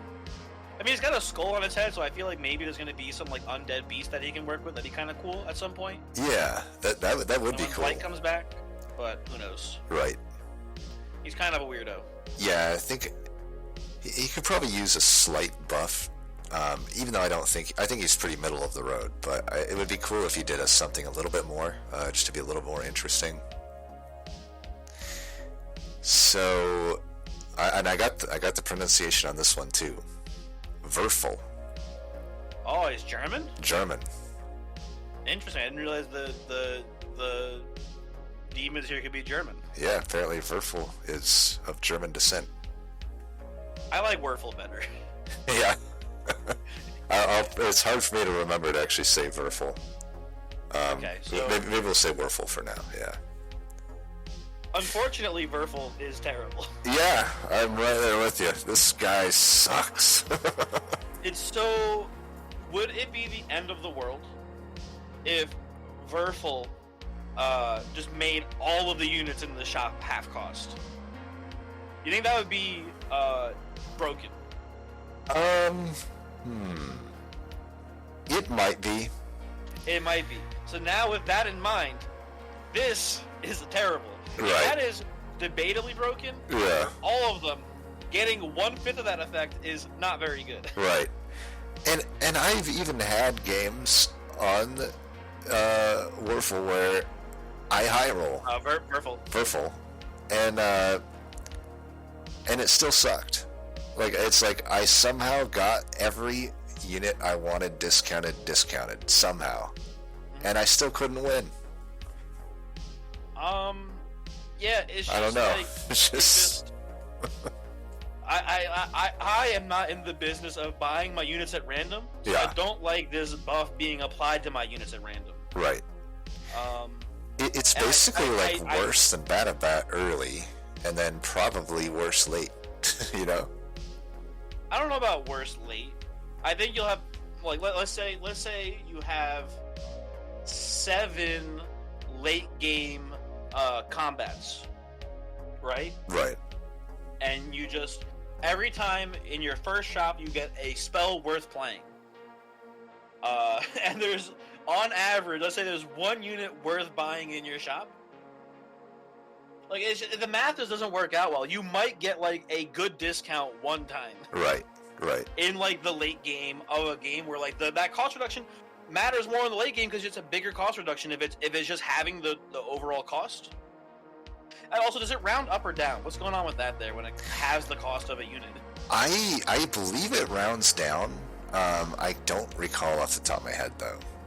I believe it rounds down though.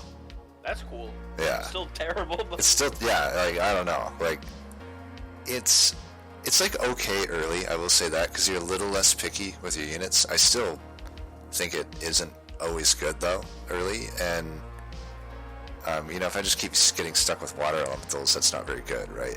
And I don't know. Just later on, when we really want to hit the units, you're really specific with what you want later. You can't. It's very rare come levels 5 that you're like, give me whatever, you know. It's kind of cool in that you can maybe in the late game just buy a cheap spell, and then an expensive unit gets its cost halved, and you can buy it purely for the sake of combining it into a unit for the relic, right? Right. I understand that as being a premise for this, maybe a use case. That's not good. Yeah. Still. Yeah, it's not. That's still not a good Archdemon ability to have. Yeah. I think I have not played this Archdemon yet. It's for full transparency here, but I just cannot. Yeah, I have not played a game yet with Wurfel, and I never will. With its current iteration, I think. I don't know. It just seems atrociously bad. Yeah, I think I've played 5, and that was enough for me. I was like, you know what? They didn't go so well, and then I had the one game where I just high rolled, and it still couldn't win, and I was just like, I don't know. Maybe I'll try it again later, but it was, yeah. I'm going F. What do you think about that? I'm down for F for Wurfel. I'm still going to put Inferno below it, though, in principle. Oh, interesting. Okay. But I'll put Cthulhu below it still. So we only got 1 left here. 2 if you count Batabat's clone. I'm counting Batabat. I'm gonna go over Batabat again. Yeah. We got Xerath here. Xerath, my favorite League of Legends mid laner. Maybe not my favorite champ though in Hellfire Tactics. I will say though, kind of fun. I like the concept. I don't remember what Xerath used to do. It has been erased from my brain. He's actually gone through several different iterations. At one point it was your stealthed unit, or no, I think your stealth units gained the attack of the health or something. So sort of like Shadow Blade or whatever the artifact is. Right, exactly. Okay, kind of bad, but okay. Yeah, it was. This is the best iteration of Xerath for sure that we've seen. I remember all the previous ones were pretty bad. I remember not liking the previous one, but again, just not remembering what it did. I remember seeing it and saying, like, nah, I'm not gonna unlock this Archdemon. Yeah, I can't. It was something with assassins. It was like assassin, like certain units can gain assassin or something like that. Maybe hidden units gained assassin? If there's like a hidden theme there, kind of? That might have been, yeah. I don't remember, but I just remember not liking Xerath at all. Right. The current version at least has some high rolls that are pretty good. Mainly Archer. Like, I would not play Xerath if Eldritch is banned. I don't think Grek on its own is enough to justify it. What about Voidblade, though? Dude, Voidblade is just. I've even had the Shadow Blade, Voidblade on Xerath, and it still was like very unimpressive. It's okay though, right? It's there at least. Like, I will say this: one thing I do like about the game is even arguably the worst unit, Voidblade, has had games where it technically did okay for me. So at least it's possible, right? But yeah, I just don't think the consistency is there with Xerath. There's only really 2 units in particular that are gonna be good in my opinion for it, and that would be Grek and Archeros. And Grek, I would say, is maybe sometimes not that. Like, the problem is Deathless doesn't really work with Grek that well, or just the assassin keyword that well, because it turns out when you're attacking the lowest health unit, that usually means it's not that much damage, and they're probably not going to kill you anyway. Yeah, so it's a lot better though if you have a circle of power with Archeros and maybe some rats that resummon. Then you're probably going to get the benefit out of it. But if you don't have that specific setup, and you probably need Shadow Blade as well, so it's like there's a lot you need. I was gonna say there's an issue here in that you probably need 2 specific 5-cost relics for this to work. Exactly. And that is not great. Right. And at least the unit that interacts with them is at 5 cost, so at least there's that, right? But yep. I've pulled it off several times, so it's not completely. You don't have to hit like the absolute nuts to get there, but you're definitely not going to consistently find that. 2 different 5-cost treasures is not what I would consider consistency. Yeah, I don't know. I don't like them.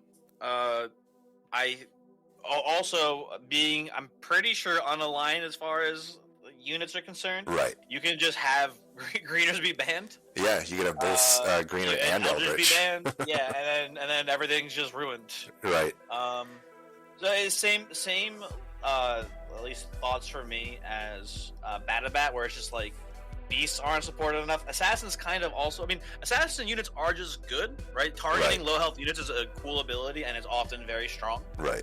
But this is not supported very well. Right. This playstyle of assassins being deathless is not supported very well. So I don't know. Weird. Yeah, it's like, you know, say you have a fanatic and you proc the deathless. It's almost like, who cares, right? Because you have a 6 attack unit that survived and then is now just going to get hit and die for nothing. Yeah, right? I think maybe my problem is that, like, just deathless isn't that. I mean, it's not bad. Obviously, your unit surviving combat's pretty cool. Right. I don't know. Maybe, you know what would be a cool ability? Hear me out here. What if assassins gained barrier on end? Ooh, now that way, end trigger for assassins for any bloodbath related build, right? So all your assassins gain a new end trigger, but then also, instead of incentivizing deathless, which is an ability that often just won't even trigger because, again, attacking low attack enemy or low HP enemies usually means attacking low attack enemies, right? Right. But then in addition to that, killing, if you survive the combat, you now get an ability that will help you actually fight the higher HP and fire attack enemies in the combat. Right. Kind of a cool one there. Absolutely. Yeah, I think I like that idea. I think you got the good. I like where you're headed with this. I think that would make a lot more sense. And couldn't be that. It might incentivize an enemy to have to actually do something different than just always slot one an Iron Ogre, right? Now they have to think like, maybe I have to do slot 2 or 3. Put my Iron Ogre in slot 3 so the assassins kill my backline, and my Iron Ogre, after they kill them, comes in and wipes out the barrier. Right. There you go. Assuming your Iron Ogre also isn't your lowest HP enemy, because it's kind of unimpressive base stats at first. Yeah, absolutely. Easily snipeable. Yeah, there's a lot of issues with that. Right. But kind of cool. Well, man, I got Batabat round 2? Yeah. We didn't even put this on a rank. At least I didn't. I'm putting him D tier, I think, as is. Oh, right. Yeah, that's where I had him. We're on the same page there. Batabat round 2. So let's talk about Batabat's ability here. Yeah. No. That's it. Yeah, I gotta give you a huge thanks for sticking through this with me. That ended up being a lot longer than I thought it would be. Nah, it's always longer than you think it'll be. I'm used to that at this point.